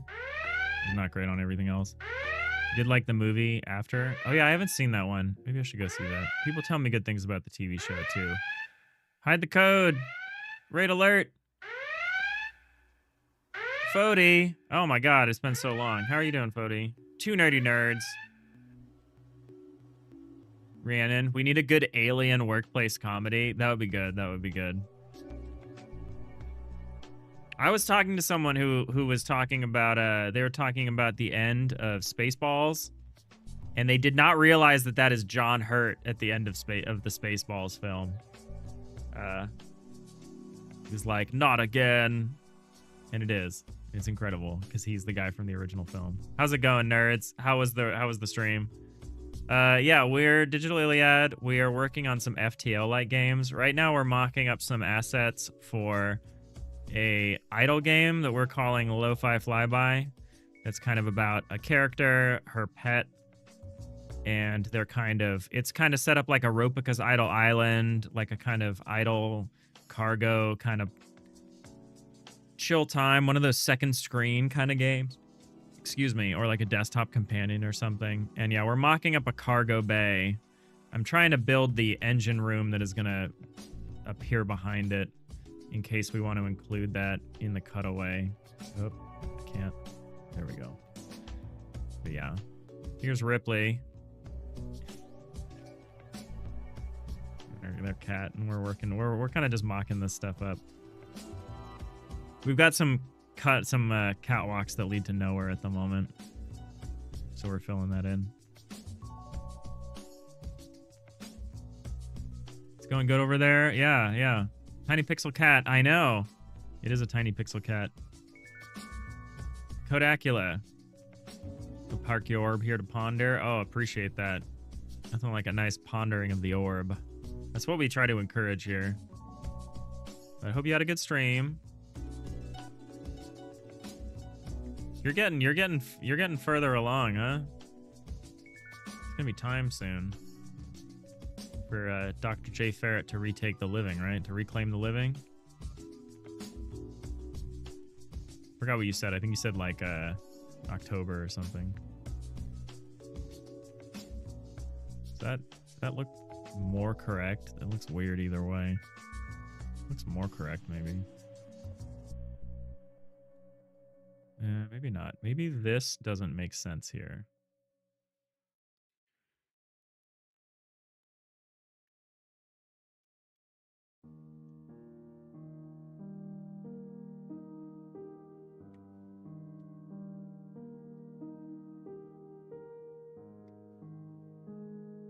Stream was good. October's gonna be tough. You're giving it your best. Hell yeah. Yeah, the way I've been thinking about this project and my kind of aggressive goals for it this year is I've been thinking of it as like an extended game jam, and that's kind of helped me. It's helped me identify places I need to like cut scope and stuff.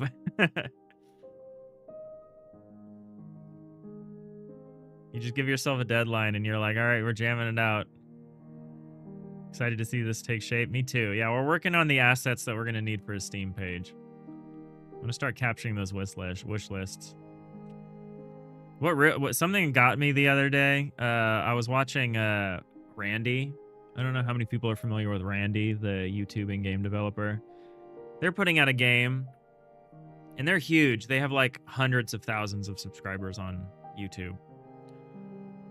And they were talking about their game that they've been working on for 2 years, and they've made videos about this game before, and they shared that they only had like 6,000 wish lists. They've since then put out like an announcement video that the game is going to be live for sale, and I think they've pulled that up. They've had like 40,000 views on that video alone. So they've turned it around, but I'm just like, man, I need to start getting wish lists soon. If Randy's only pulling 6K wish lists, I need to get some effort going. Get wish lists early. But yeah, I'm very excited for your launch. You haven't done a Next Fest yet, right? You're preparing for a Next Fest, I assume? I don't know what the Next Fest before October is. Is that the summer one? Do you have to do the summer one then? I know so little about Next Fest. Should probably do something like this. Should we do something like this?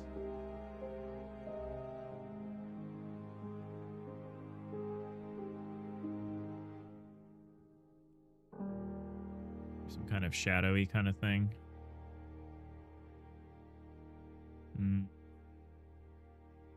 I guess it makes it look like it's in place. Sort of. Kind of just looks weird, actually.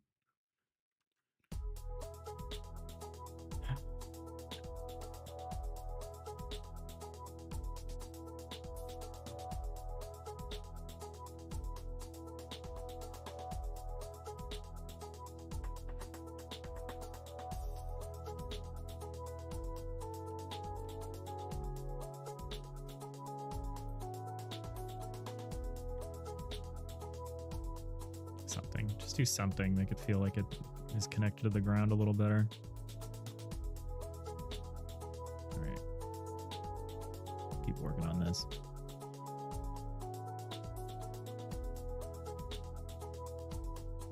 The wishlist gods are rarely kind, truly.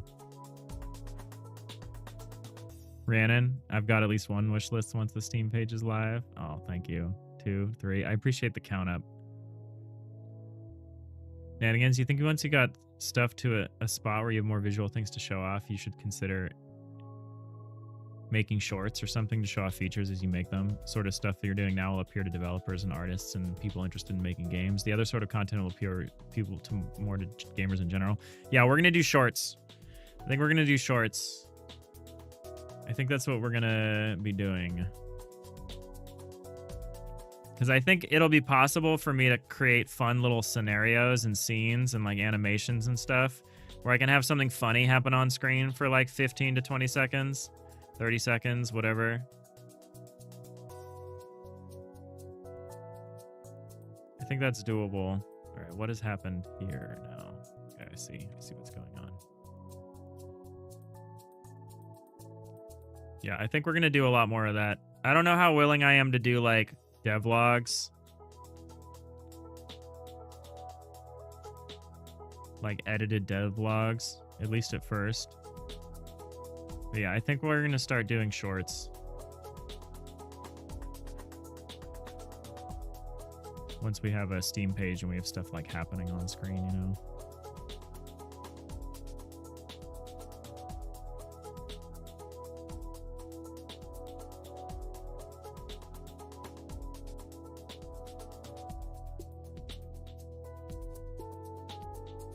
I did it.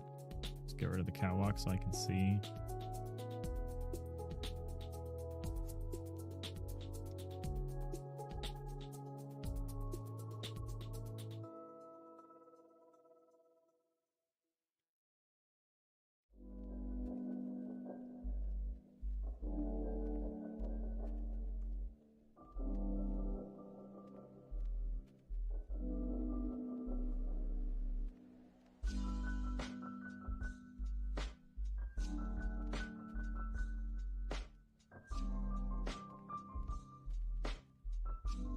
So we need a block here.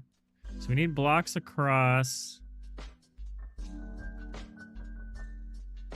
here. Here we go. I see what's happened.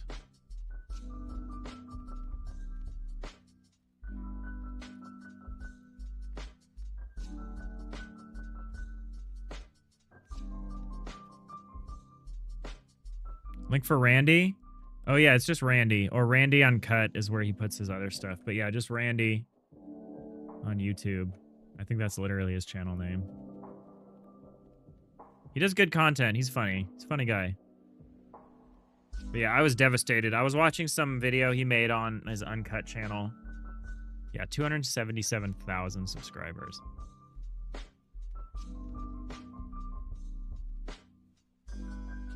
He does live streams and stuff. But yeah, he usually puts out like one big video a year. And then a bunch of small stuff on his alternative channel.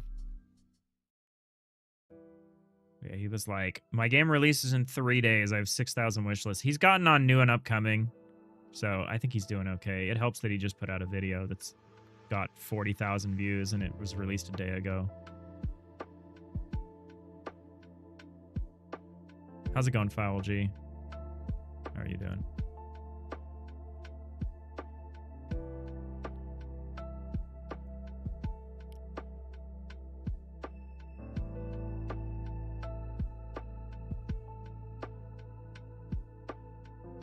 Oh, I see what I did. This color.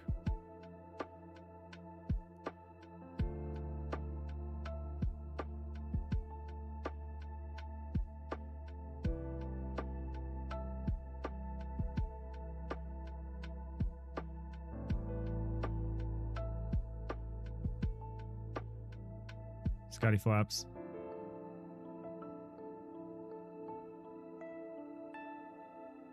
Very much deceased is a funny phrasing, implies the existence of a sordid deceased. Yeah, that's like you've heard of mostly dead, right? Some people are sometimes you're dead and sometimes you're only mostly dead. The distinction's important.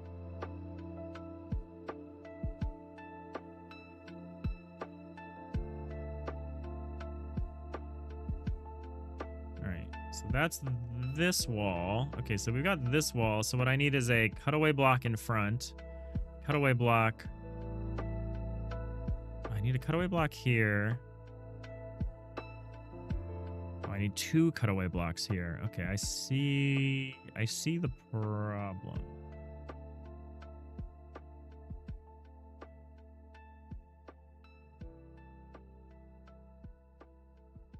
I think this engine bay is too big. I think we made this engine bay too big.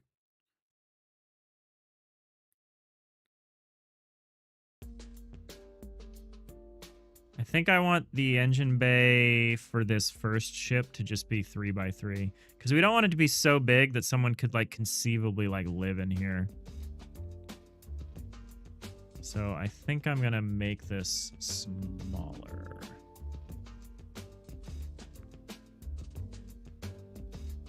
The easiest way to do this is still gonna be rough. Yeah, I'm alright. I'm alright, Foul G.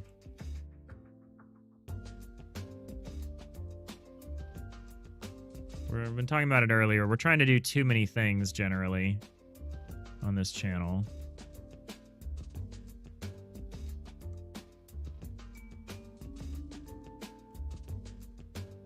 But you know, when isn't that true?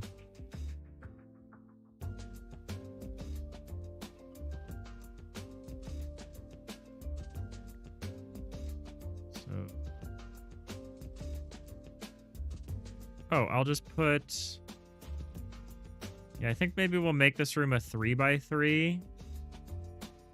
And so I'll just put the walls on top of here.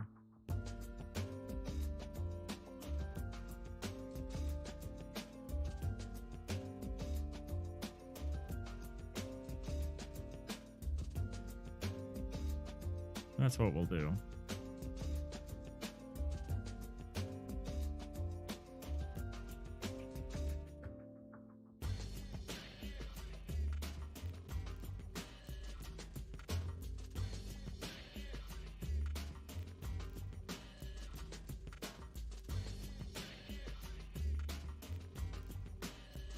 It's really weird to try to design something and purposely design like a shitty version of it. So I don't want any of this stuff to be too nice, because it's like the first version of it you're gonna see, you know?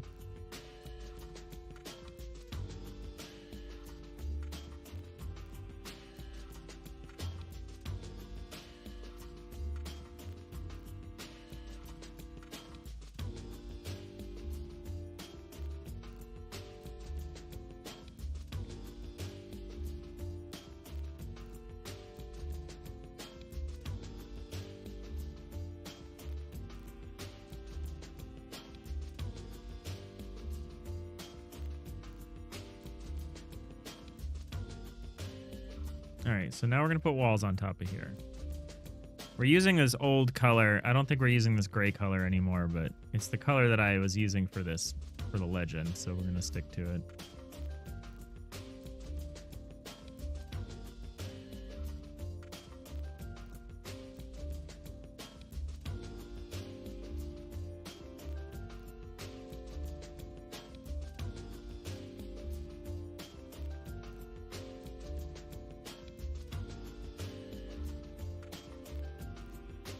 We're gonna pop off. All right.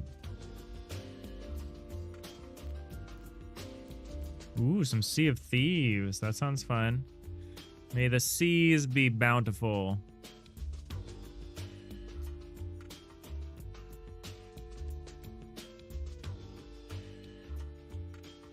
Yeah, I've been really enjoying Star Trucker. I'll probably play more of that tonight. It's been mostly calming, except when, you know, I'm about to like die of asphyxiation. And I don't get to it in time, and my vehicle has to be recovered, and I end up being brought back at the starting area, so I quit for the night. Except when that happens, it's pretty calm game. We're pretty chill.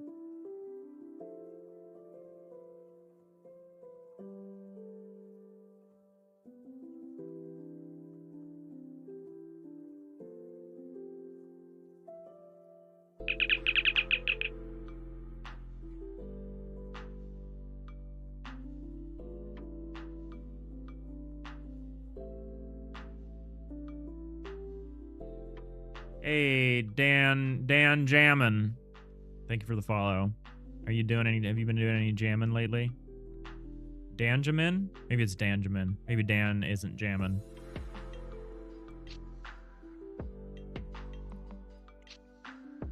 Rhiannon, you're also leaving. Star Trekker's pretty good. You need to play more of that. It has a lower rating than I thought it would, and I think people don't like the economy of it. The game is like, there's a little bit too much involved in like keeping your truck maintained, but they added a they added some difficulty sliders, so I think people can change it if they don't like it. But yeah, it's less involved than like SnowRunner, which I really like SnowRunner. I'm surprisingly down with these like with these relatively chill games. Even if they're like kind of hard, I've realized I kind of like just inhabiting a space of a game nowadays. So I really like some of these more chill kind of endeavors. Why does this keep bringing up the Wi-Fi tool? Wacom tablets are weird. Now how is this gonna work?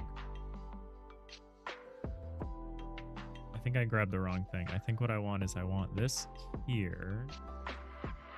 Here, here, here. Oh, but I can't do that first. Doing this in the right order is tricky. This one. Hey, P. Gorley. I see you. The legendary P. Gorley, everyone.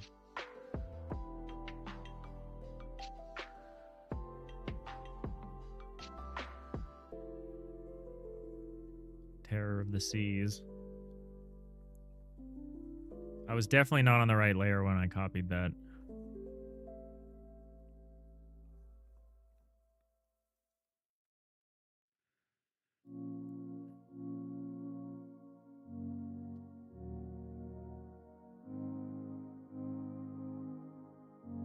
All right, well, goodbye, everyone. And hello, everyone. Hello, and welcome to video games. All right, so we start back here, plop these guys in. I'll do this side first because I think I have an idea.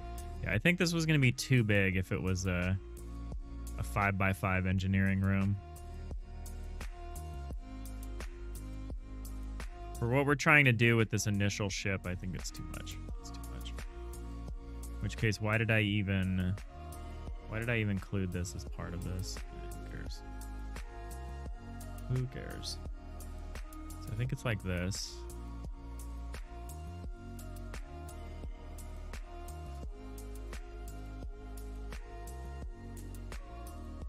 See all you're staying. Thanks, Arneo. Appreciate that.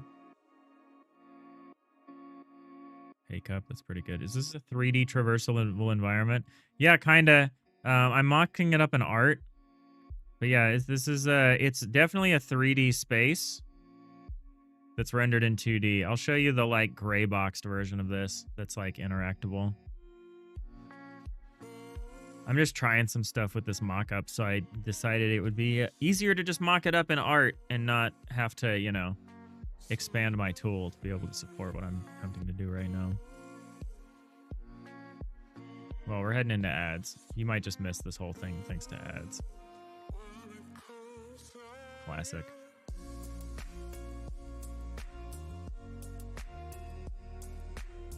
Oh, you don't have ads. You're a real one. Then this demo is for you. So like, this is like a little stack of a number of different tools, including like a cutaway system, an auto tiler, kind of a ray casting system for figuring out where your cursor is. But yeah, so I could have mocked this up like this, but I would not be able to do the same things that I would want to do. But yeah, this is a 3D space that's being rendered in 2D. And I'm faking the cutaway right now so I can like figure out how I want to lay everything out. And we can make compartments, and the system understands the compartments.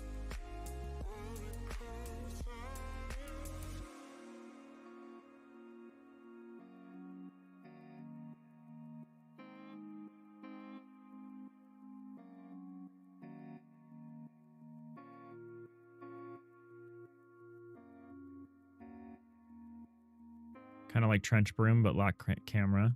Maybe. Trench.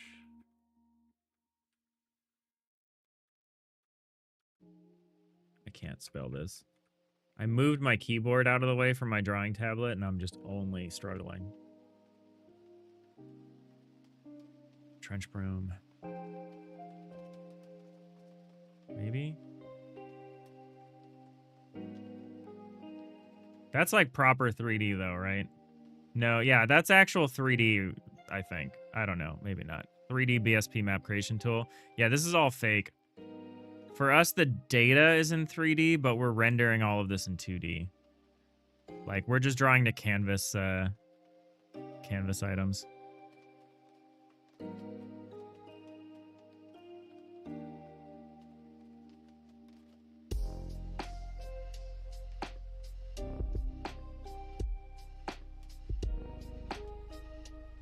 It's really specialized for like contained, like ship-like spaces.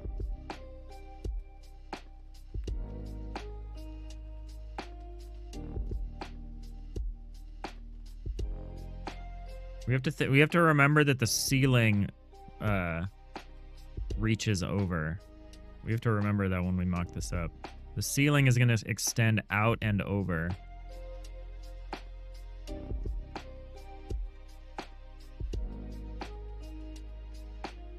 We aren't currently doing that, but that's only because we haven't drawn the ceiling yet. Drawing's very relaxing. You're slowly learning to trust your shaky pencil hand. Oh, I don't trust my hands for drawing. But I draw at such a small resolution. My partner is like, who's like a real artist, is like, you should be sketching these out. And I'm like, no.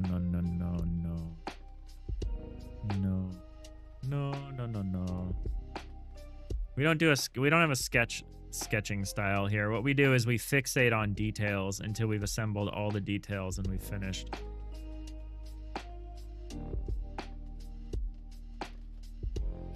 It's really not a good way to approach drawing, but but it works. It works out okay for art assets. For when you're just making art assets, it's a little less good when you're actually doing something where you're trying to like establish a composition or whatever. A little less good. All right, well, I see why maybe I was gonna do a bigger engine room.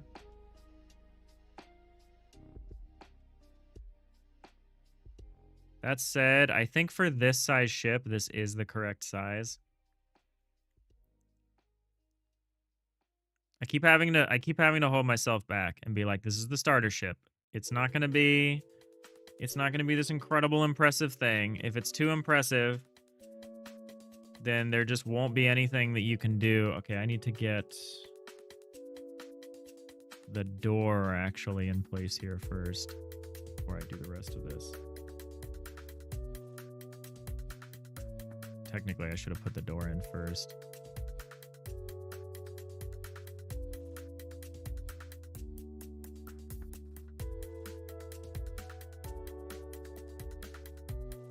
Let's grab the door.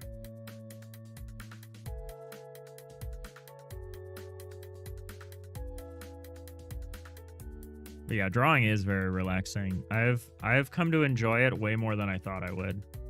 As someone who's really just doing like out here just doing programmer art,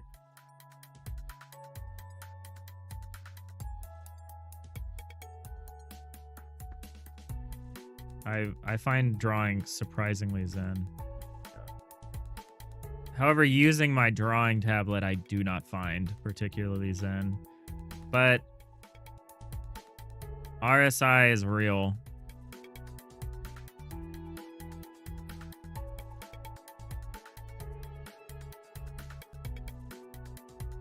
RSI is a real thing. There's the door.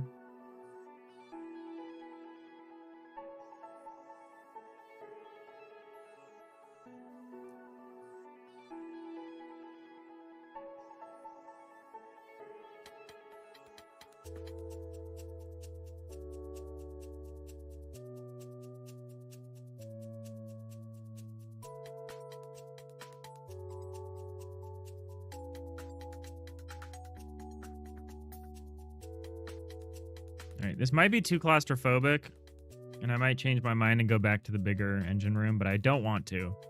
I don't want to. We want to keep this small, and we want to keep this janky. Which is why we're going for this kind of rusted out kind of look. It's kind of rust bucket kind of color scheme so far.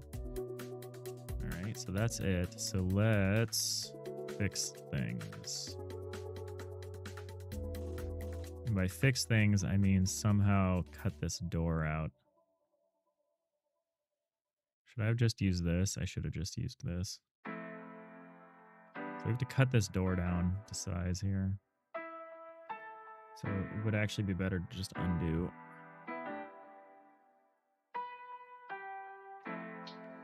Just take this.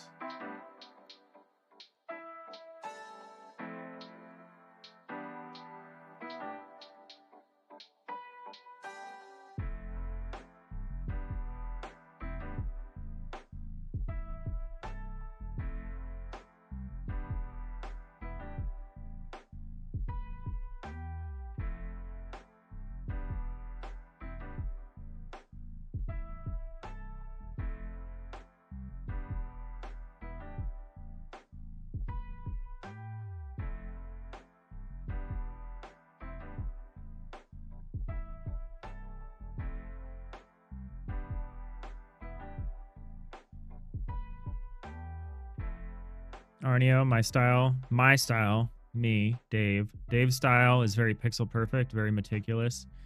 Your anxious head would explode if you had to paint one pixel at a time. I like it. I like it. I remember reading about this old timer who, they were a painter and they started to lose their vision. And so they started to paint in like, using like Microsoft Paint. And so they would do like full paintings, but they would do it in Microsoft Paint. Okay, maybe this is too small. I think that's just remarkable.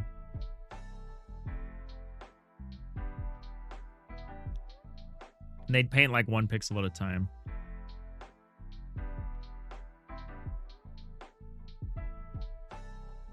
I think if I expand this, I will paint the rest of this out by hand. But yeah, it's looking... I know it's impossible to see what's going on here, so let me fix that. Why does this keep opening the taskbar?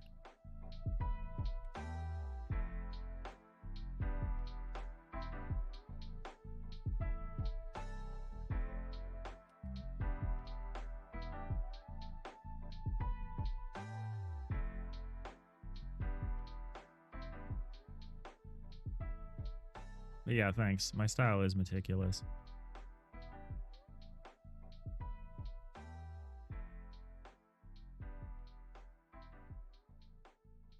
I'm not a terribly meticulous person in my life, but it's accurate for this style.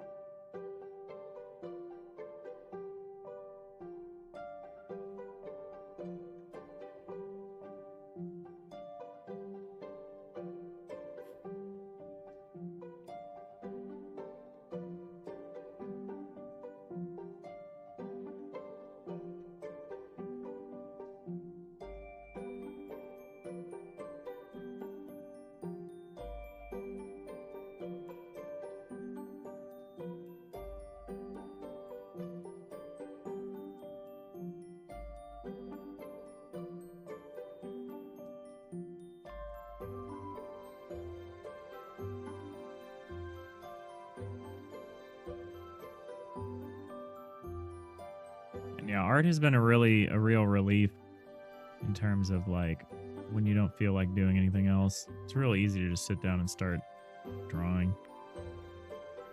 As opposed to like, I don't always feel like sitting down and starting to program, you know? Especially lately.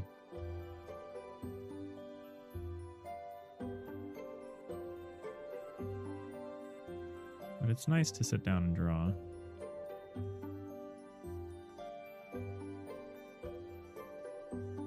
I do a very mechanical drawing style, though. Very weird approach.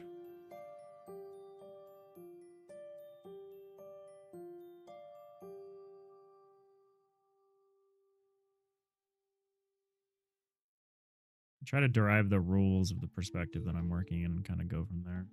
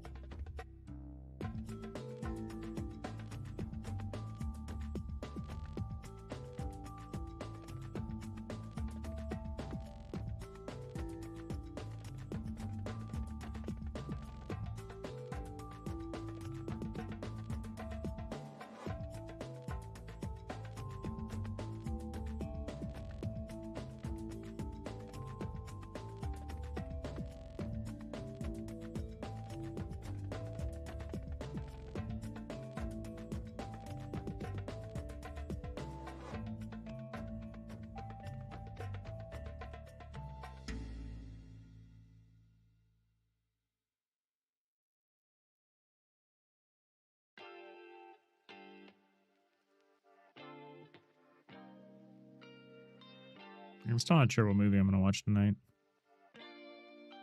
But that's part of the fun, I guess. See what I feel like. The responsible thing for me to watch would be Aliens. I kind of just want to watch Sunset Boulevard, though. It's a grim movie, but it's really good.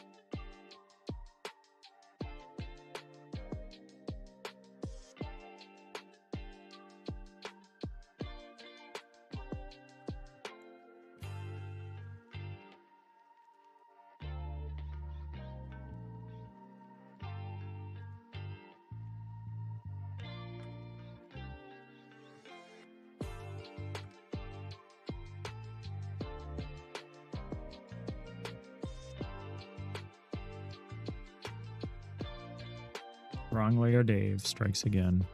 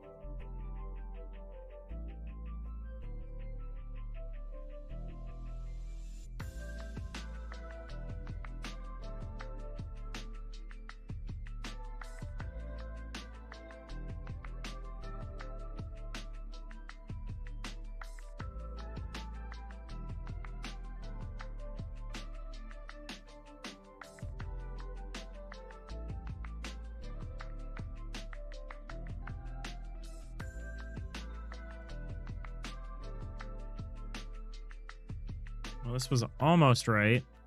I butchered this corner. So...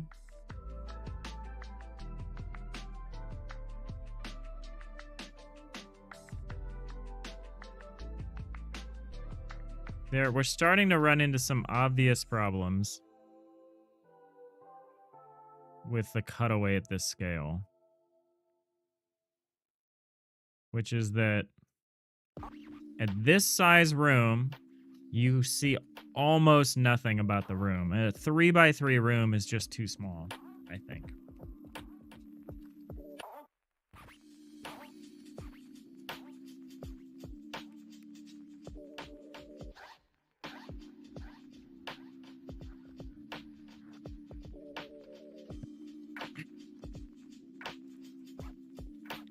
Maybe there's nothing we can do about that. Maybe we just make it a bigger room for that sake. Because it's not even done. Like, technically there should be an overhang here, and there should also be a vertical overhang from the ceiling. And I think all of that combined is just going to be too much. I think we need to make it...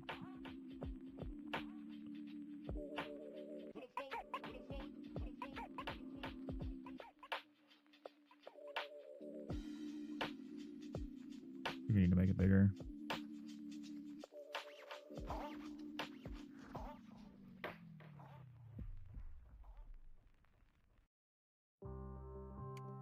All right, let's do this. Let's do this at the right size.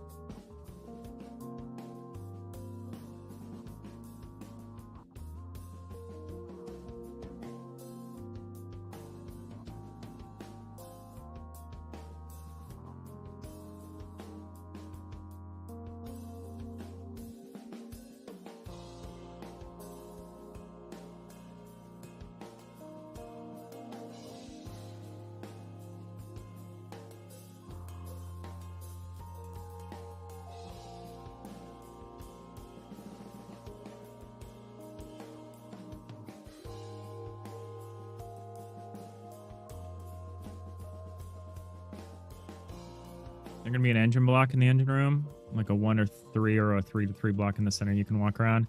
I think there will probably be something towards the back wall. I think we'll do it Enterprise style. It'll be Enterprise or Firefly style. There will either be... I think we'll save the Enterprise for a bigger ship. I think we'll do like maybe a Firefly style thing where there's some kind of turbine or something in the middle of the room that juts out. A turbine or a boiler or something that evokes this is an engine. One thing I really liked about Space Sweepers was the way they represented their engine room. It was really cool. They did their ship engine room almost like it was the steam engine of like of something. It was really cool. The way their engineer went around there and did things was really neat. Like the way they loaded new fuel rods and stuff. It was really cool. A real cool way to represent it. Do something similar. I realized recently that what we're gonna do for this in terms of like interactables, I think we will have like panels occasionally that you can like boop around. But what I want to do, hey, what up, K-Cug? What I want to do is I want to do something more physical. I want to do like big valves that you turn or like big clutches that you grab and have to like crank over, you know? Like I want to do something bigger and more physical because I think that reads very well. It also evokes kind of a almost like a Submariner kind of thing, which I think is neat. Okay, so there's a wall here. Maybe we do a 5x3 is what we do. Which would be one more here. Getting this wrong. 5x3 or 4, 5x4.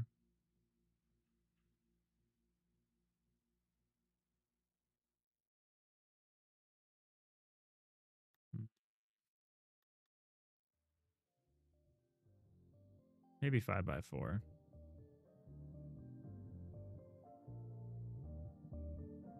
Whatever. Let's do 5x5. We can always fill in if we change our mind. We can always bring the walls in. It's easier to bring the wall in than it is to put shit out. Actually, now that I say that. So we need a solid wall here. It's going to be visually up until here.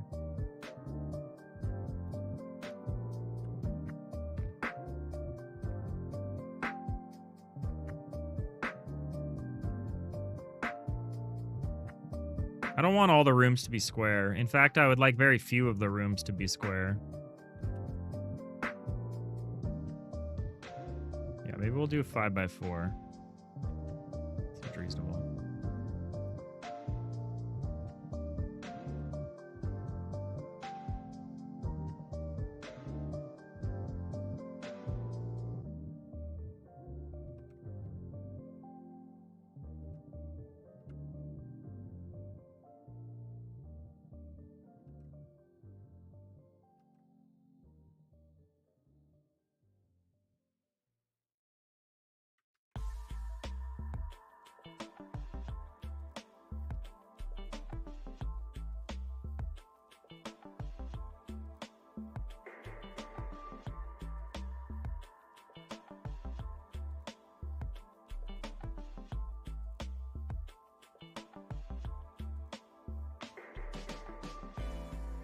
Five by 4 terminates here.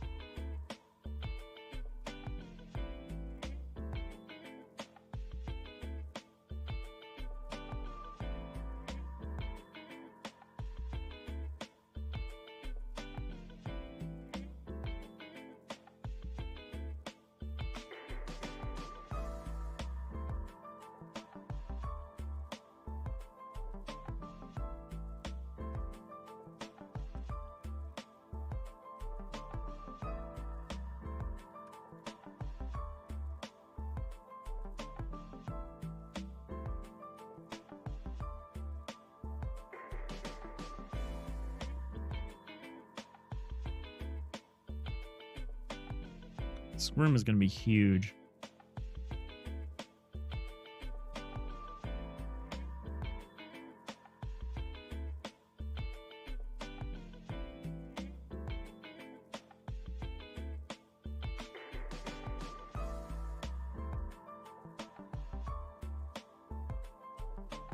Yeah, we can't make it that big. That's too big.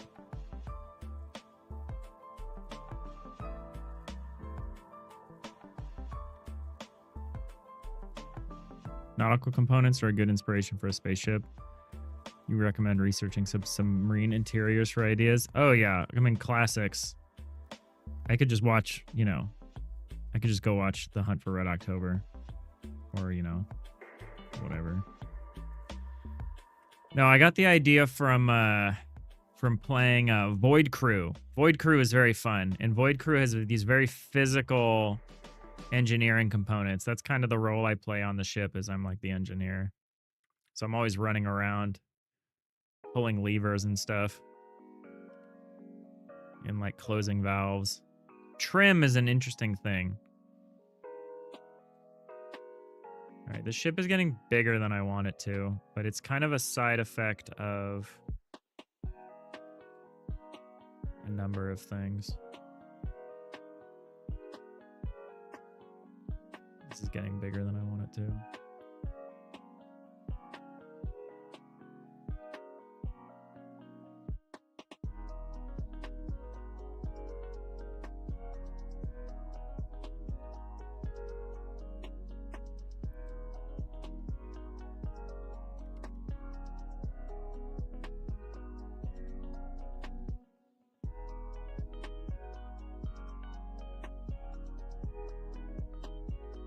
We're exceeding the size budget that I put in place by quite a bit.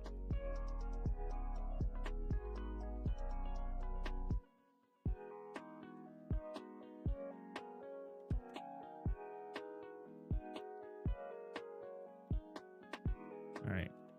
We're gonna mock this up. We're gonna mock up the mock-up. Because I'm realizing I'm just making these gray box decisions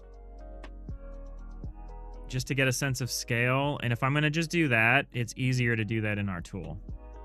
And then once we figure out the scale, we'll draw it out. That's smart.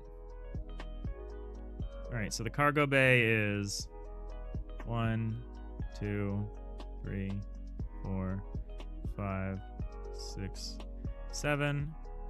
We'll add some extra room for the walls.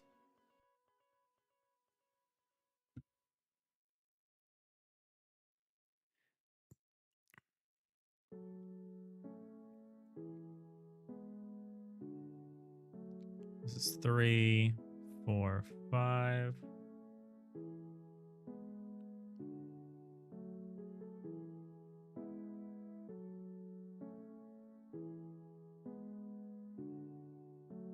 Two, 3, 4, 5, 6, 7. Okay. So here's the cargo bay.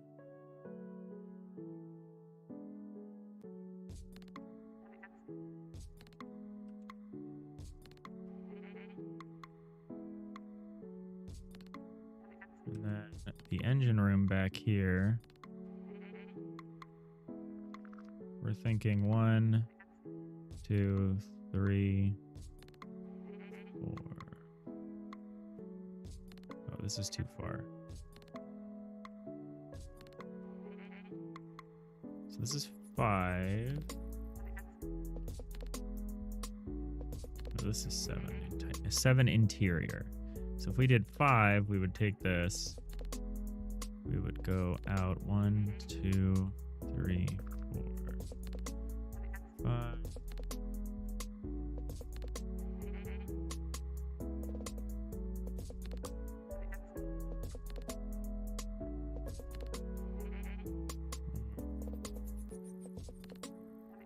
So I'm testing out the... Oh, this is the wrong size. Very much so. You know what's kind of hard to do? You know what I don't support right now? Camera rotation. You know what's hard to do without camera rotation? This.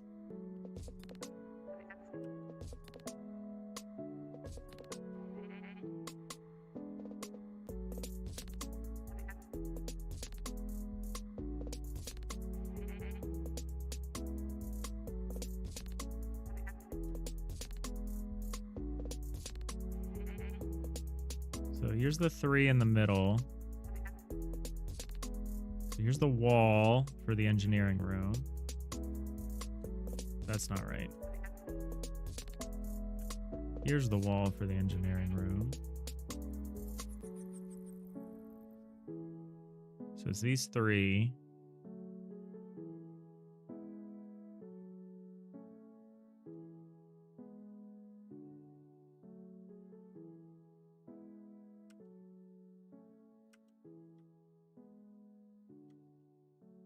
Oh, this has a 2x2 wall.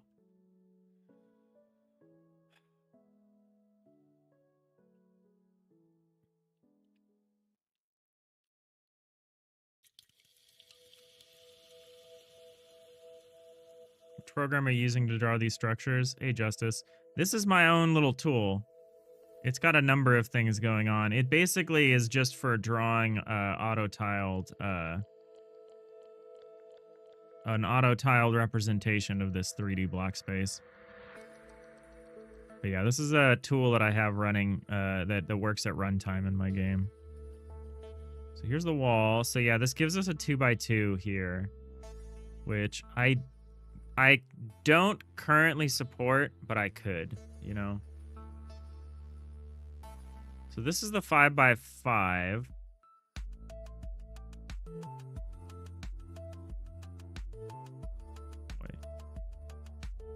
Why did you end up all the way back there? There we go. How's it going? There's 4. 5. Let's see what this looks like.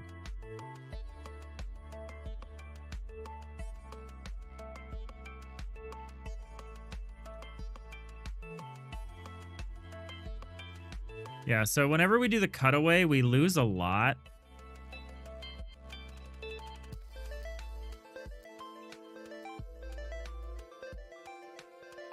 We lose a lot to the overhang. So this is the 5x5.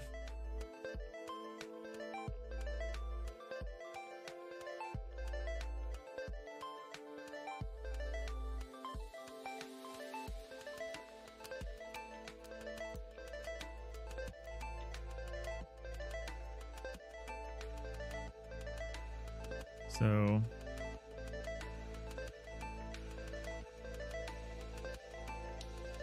oh, I didn't do this quite high enough, but whatever, who cares?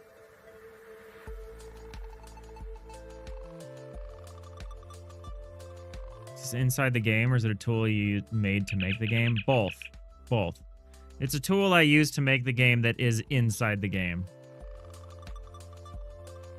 But welcome in. It's good to have you. Yeah, we're working on some different things. I'm mocking something up and trying to get an idea for scope for this thing. And then so this would be like that. And then this.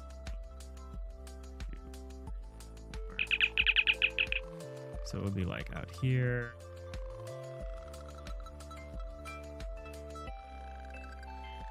So just in terms of the relationship.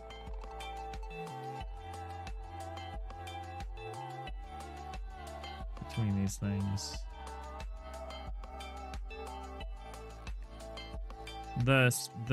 Let's pay for, so we're gonna pay for this inset by making the back of this only 4 is what we're gonna do. So we're working on a mock-up of this room, and I'm working on deciding the size of this thing, and I think I've decided this one's too big. Thank you for the follow. Also, Skin Biscuits, thank you. Thank you for the follow. I say just struggling to speak.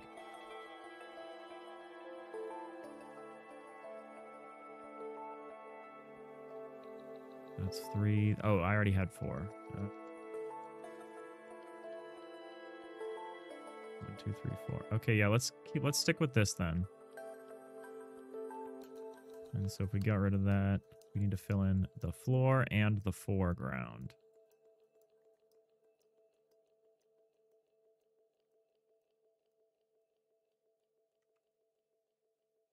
Let's do the floor first.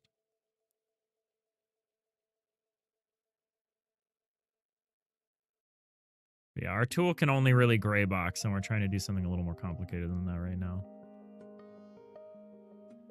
So we're mocking it up.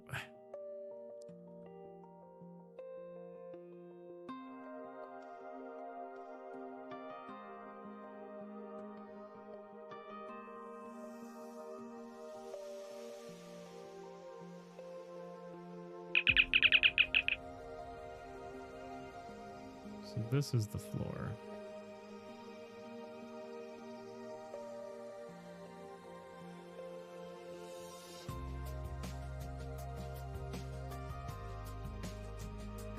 This is supposed to be like an engine room at the back. That's the idea.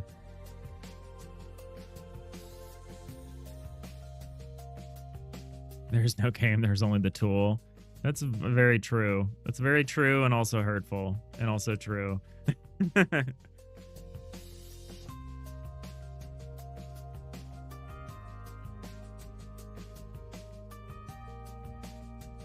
Justice, is it available anywhere to download? You might use it.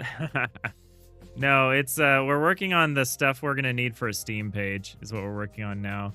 It's not a tool that's designed to work as like here's like a plugin for Godot that lets you build like isometric or dimetric things. That's not really the intent of it.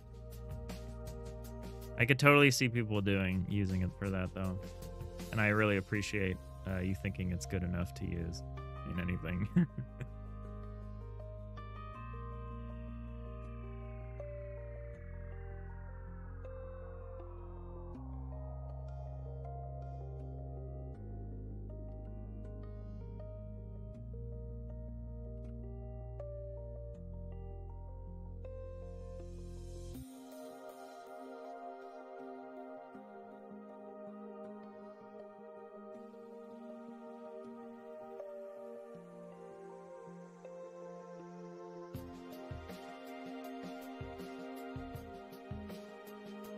What the heck is going on here?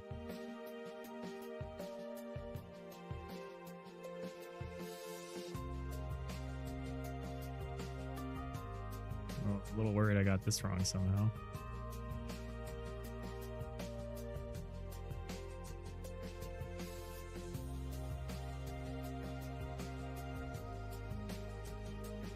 Oh, it's just missing this.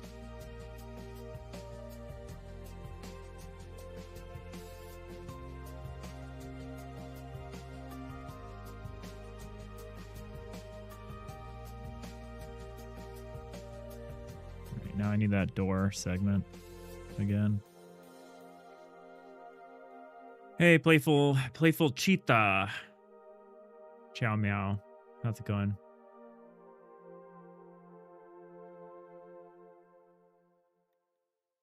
Yeah, we've made a big pivot from working on systems to working on the visuals. We spent a long time working on just systems. And we've kind of pivoted to working on the visuals for a while, just to get something up that we can share, you know. Start accruing those wish lists, you know. And it's helping us answer some questions about the art direction stuff too. What kind of stuff do you work on? Do you work in Godot? Leading question. Objection. Leading. Love this song.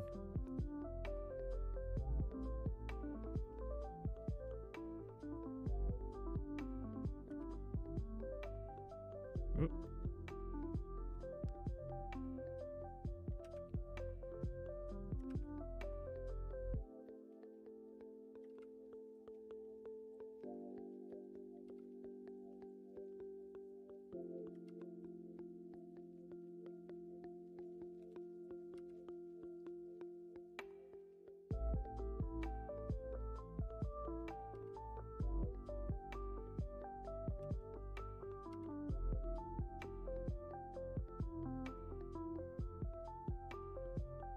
Oh, something has happened here. What did I do?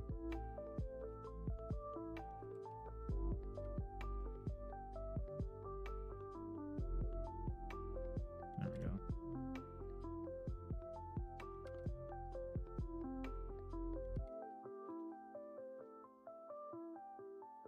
All right, well, that doesn't look like anything. Let's fix that. I love how totally incomprehensible this is when you haven't fixed the coloration. Let's see. How's this? This cutaway is weird. Why is there a double here? The double doesn't make sense.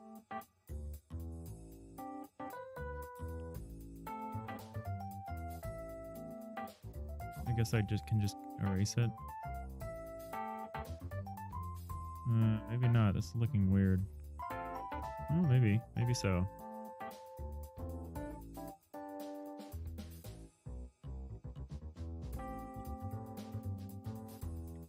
Also, thank you for the follow, Playful Cheetah. How's it going? Happy Tuesday.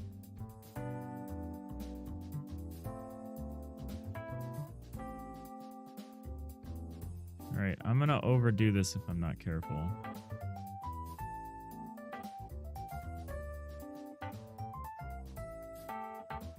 Oh, you know what? You know what I didn't do correctly?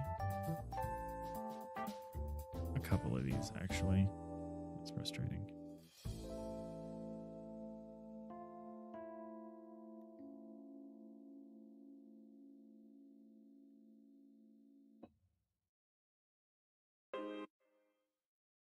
So like this one should be here.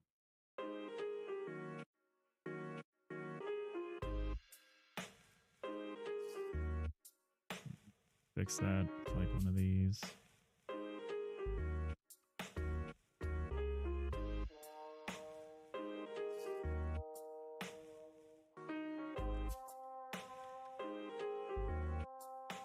Oh, shit. This is totally misaligned somehow. Oh, no, it's not. I just grabbed it and moved it.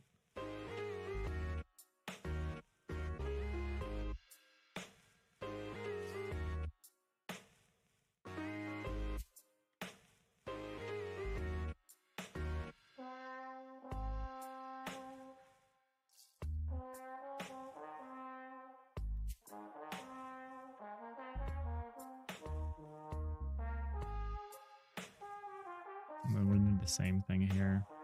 Actually, I'm going to just do a triple.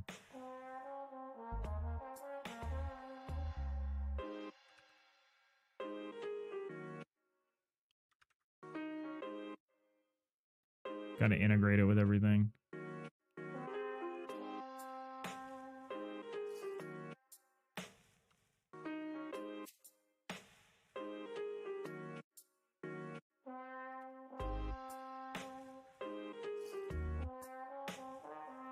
Let's finish distinguishing the floor from the walls here.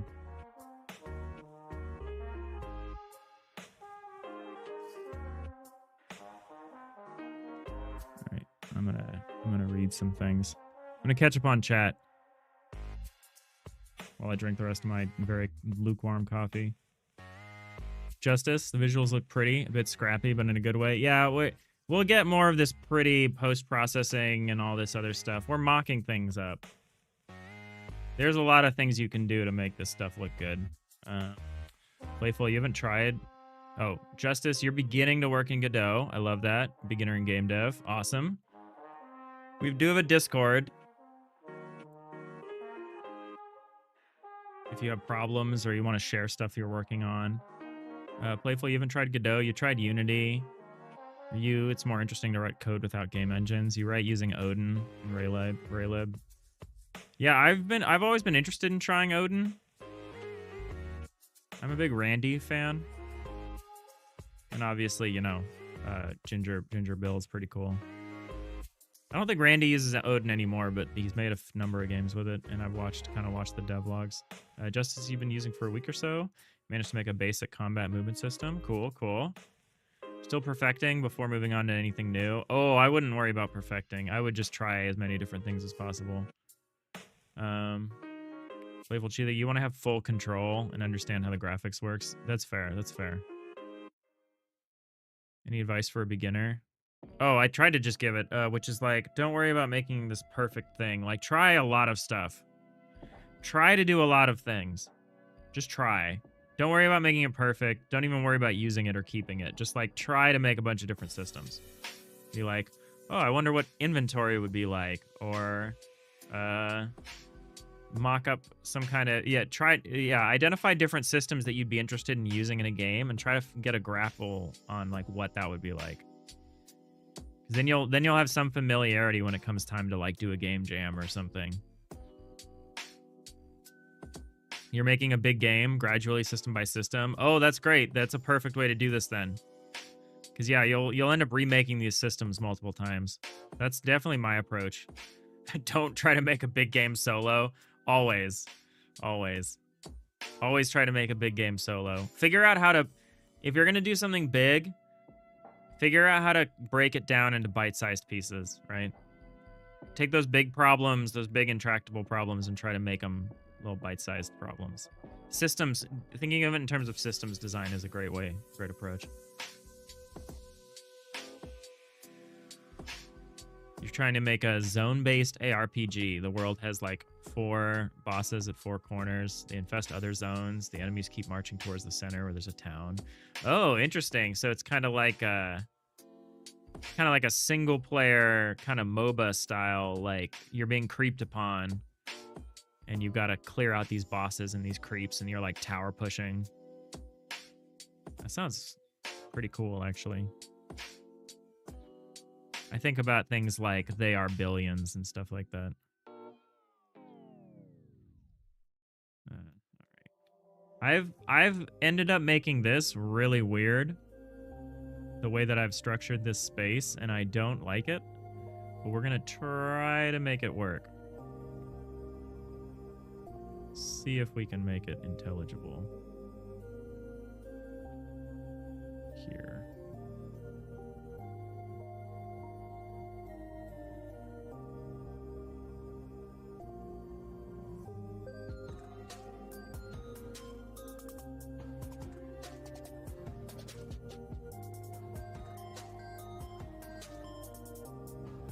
Oop, that was too far.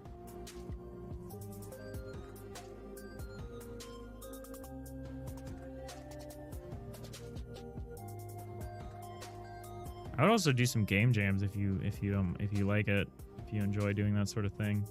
I've learned way more from doing game jams than I've done from working on like my main project.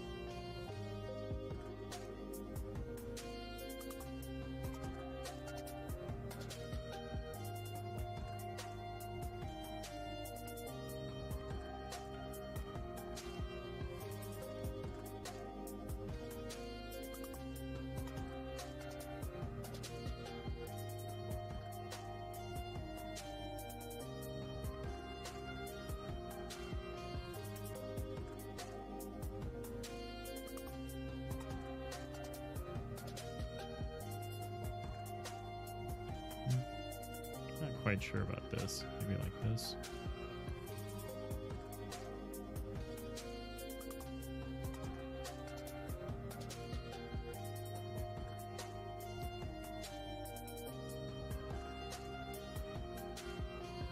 This sounds really cool. Yeah, I'm reminded of like the zombie missions from like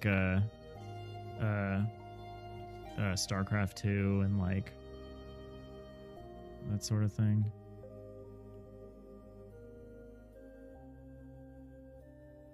Sounds very cool.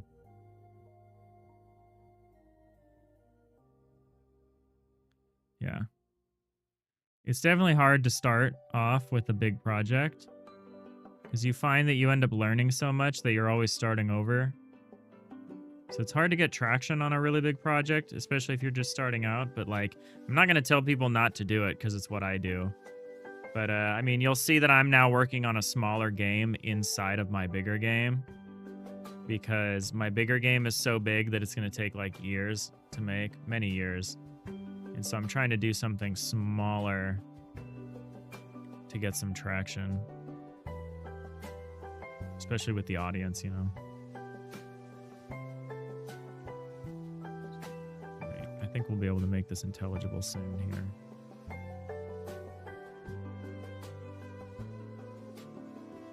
Sheetha, you find what works for you. Working on small projects for a couple of weeks and move on. You can try different ideas, implement different systems, approaches, solve one particular problem. Now you're interested to learn system GPU programming at low level. Yeah, I think it's cool. That's why I like game jams. It's really neat to try something out, and it's like, if it works, great. If it doesn't work, fine. Doesn't matter. What the f... My tablet is touchy. Also, why... Oh, it's this color.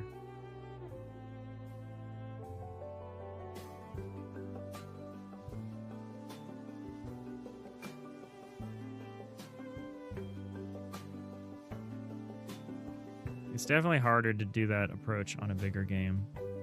You end up just kind of rebuilding the same system over and over again. And it's fine. You do make progress. Like, again, I'm not going to tell anybody to do one thing or not. A little weird how that worked just now.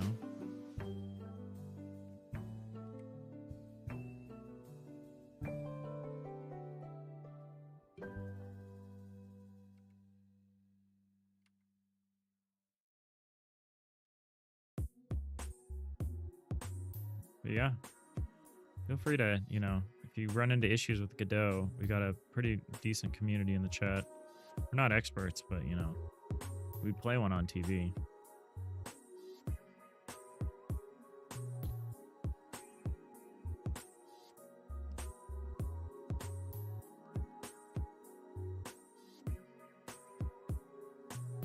Is that the correct thing to do? No, not really.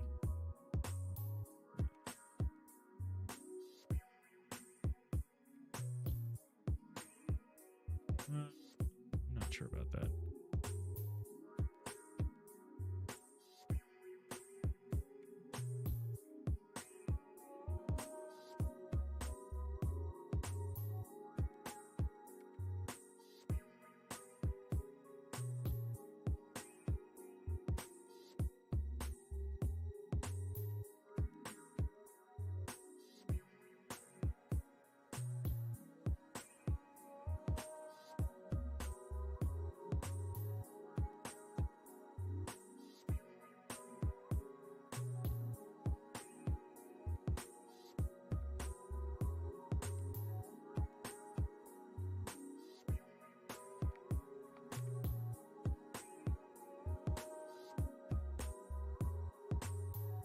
It's starting to look like a real thing.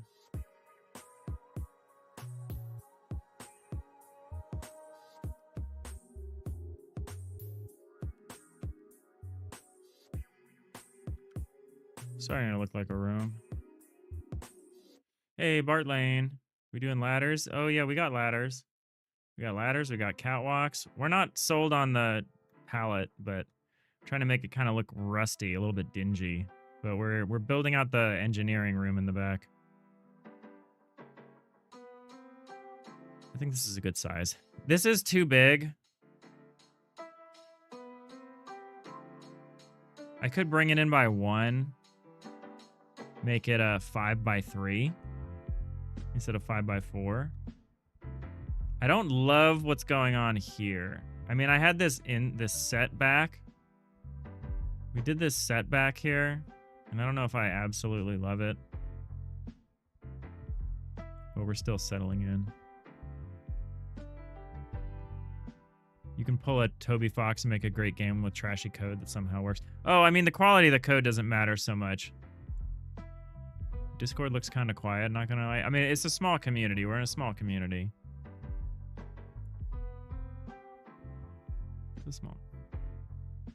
Not a huge community.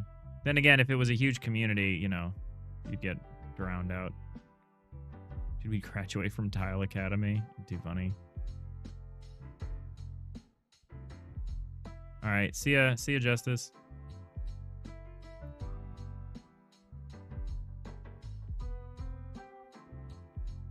You'd be great at game jams, Playful Chiva. You could, you know, keep your attention for a couple of weeks. Actually, maybe I shouldn't make that decision until I've added the hood of the, Yeah, no, this is too big.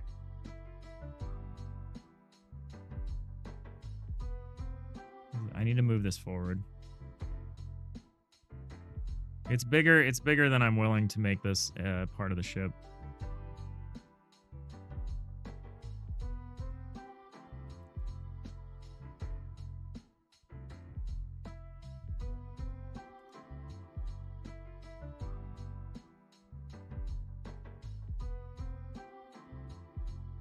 I think that's better. It's still like too big, but it at least, you know, doesn't jut out quite so far.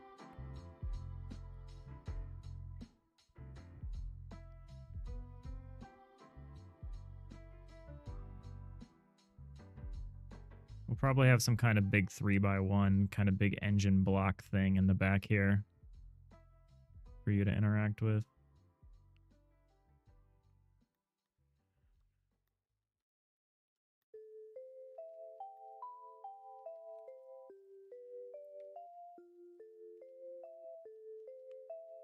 Congrats on advancing to Rooms University. Oh, you're killing me. That's very funny. We do need to wrap this up, though. I do need to go get back to work at some point here. But let's try to finish this part in the next few minutes here. And then we'll find someone to raid.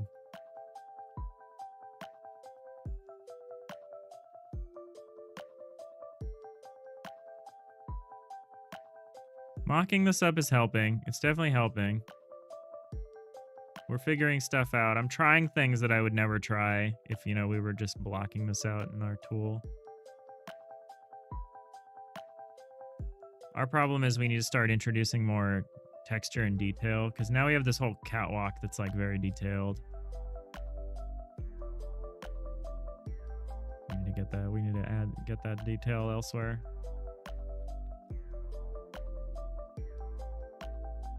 I need to do some kind of shadow thing from the top. Like I need to cast this shadow down or something.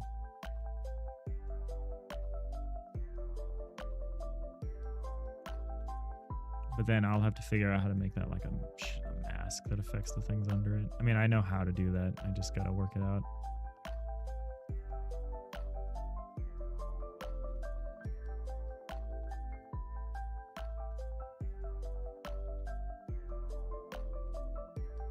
Appreciate everyone hanging out today. I know a lot of people came in with raids. Last couple of raids. The nerds. Starlight Alakana. Appreciate you all. Appreciate you all stopping by. Whether, you know, you came here of your own free will or you got dragged in here with a raid. I appreciate it. Appreciate you either way.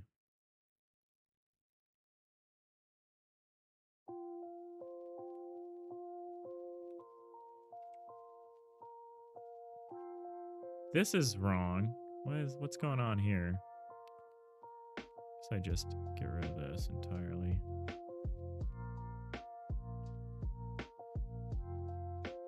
Yeah, I don't like this 2x2 thing. I haven't totally decided what I want to do about that, but I don't like it.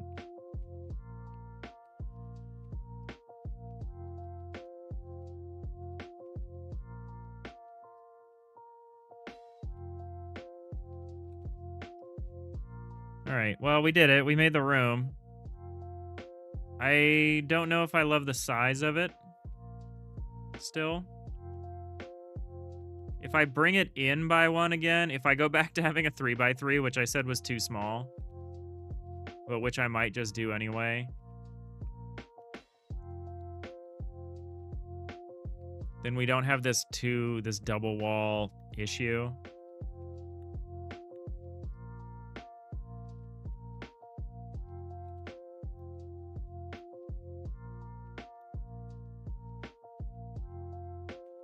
Quite sure how to fix this, but I'm gonna try.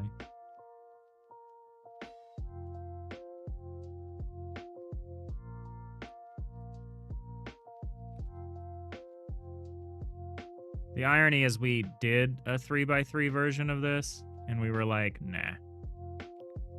And now here I am being like, well, actually, that's the cost. That's the cost I was talking about. You try something, you don't know if it's gonna work out. That's why people are always talking about iteration speed in game dev being the thing that determines almost everything else. The quicker you can try stuff, the quicker you can try stuff. Can I move this over by one so that it's like here?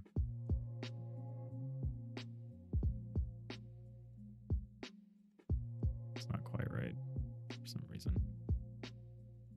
There it is.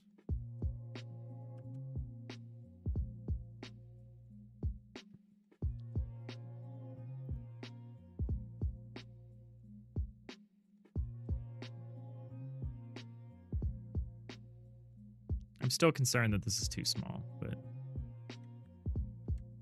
we're gonna try it. I'm gonna try it anyway.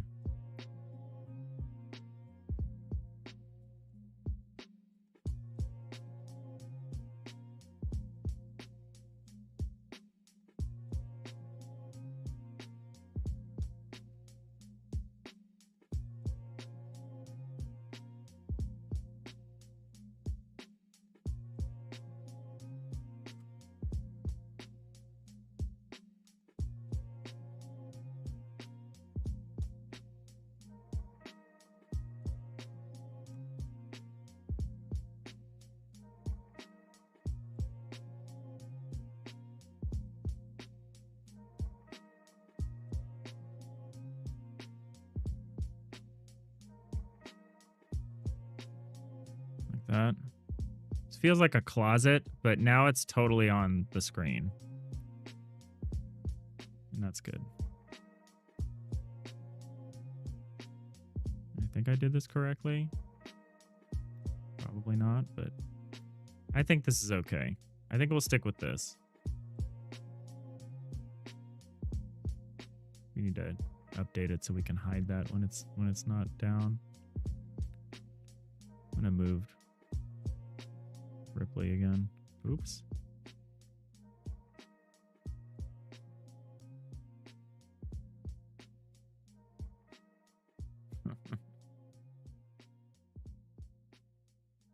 Just temporarily get her over there.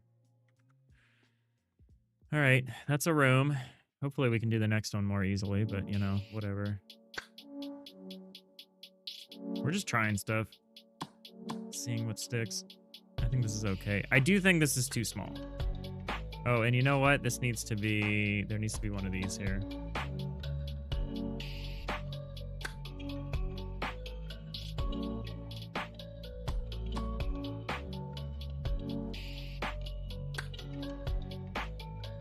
Yeah, I gotta go. I just want to fix this. If I change my mind again and tomorrow looks like it used to, don't hate the player, hate the game.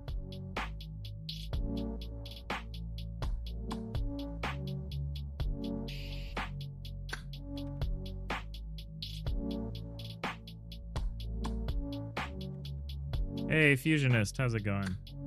Catching us kind of at the end here, but how's life? How's Dev?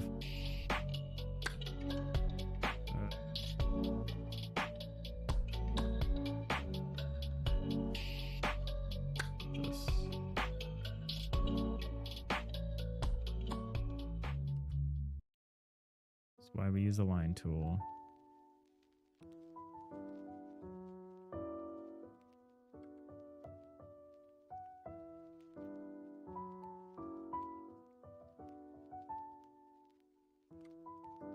Right. I still think this is a little claustrophobic, but you know what? For the first ship, for the smallest version of the ship, I think it'll be fine.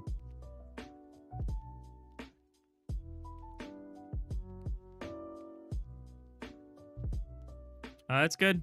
We just spent a few hours mocking some stuff up. I gotta get back to my day job, maybe find some lunch, but we're gonna find someone to raid out to.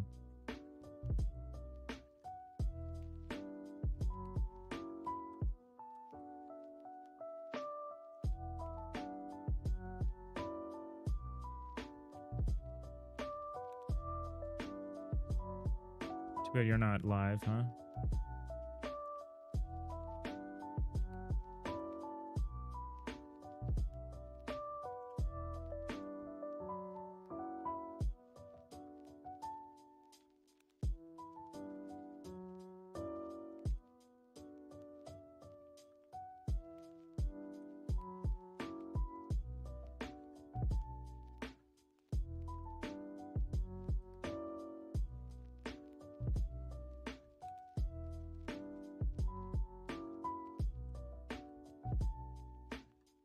Catch me tomorrow? Yeah, I'll be on tomorrow.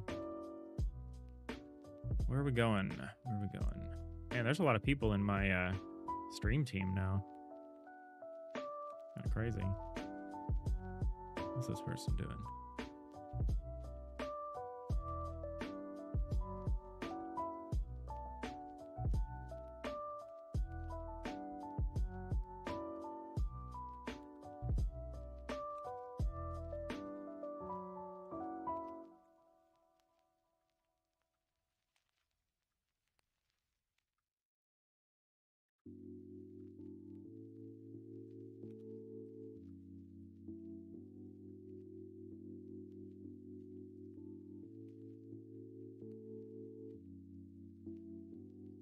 probably just gonna be hypnotic as usual.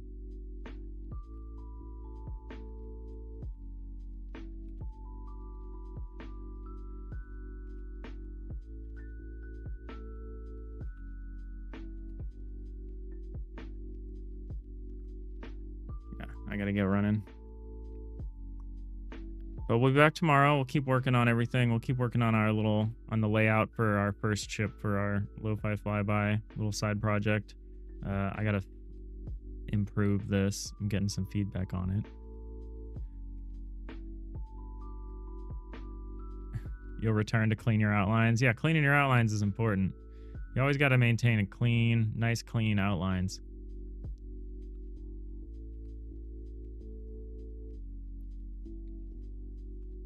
But this was fun. We did the full 3 hours. So we're back in the swing of things. So that'll be nice. I was so burnt out. We were doing such short streams last week, but I'm doing all right. We'll be back tomorrow. Oh, so no sleep till bedtime. I'm sorry I missed your follow. Appreciate that. I see you. Yeah. Thank you all so much for watching. I hope you all have a great rest of your day, and I'll see you all next time. Bye.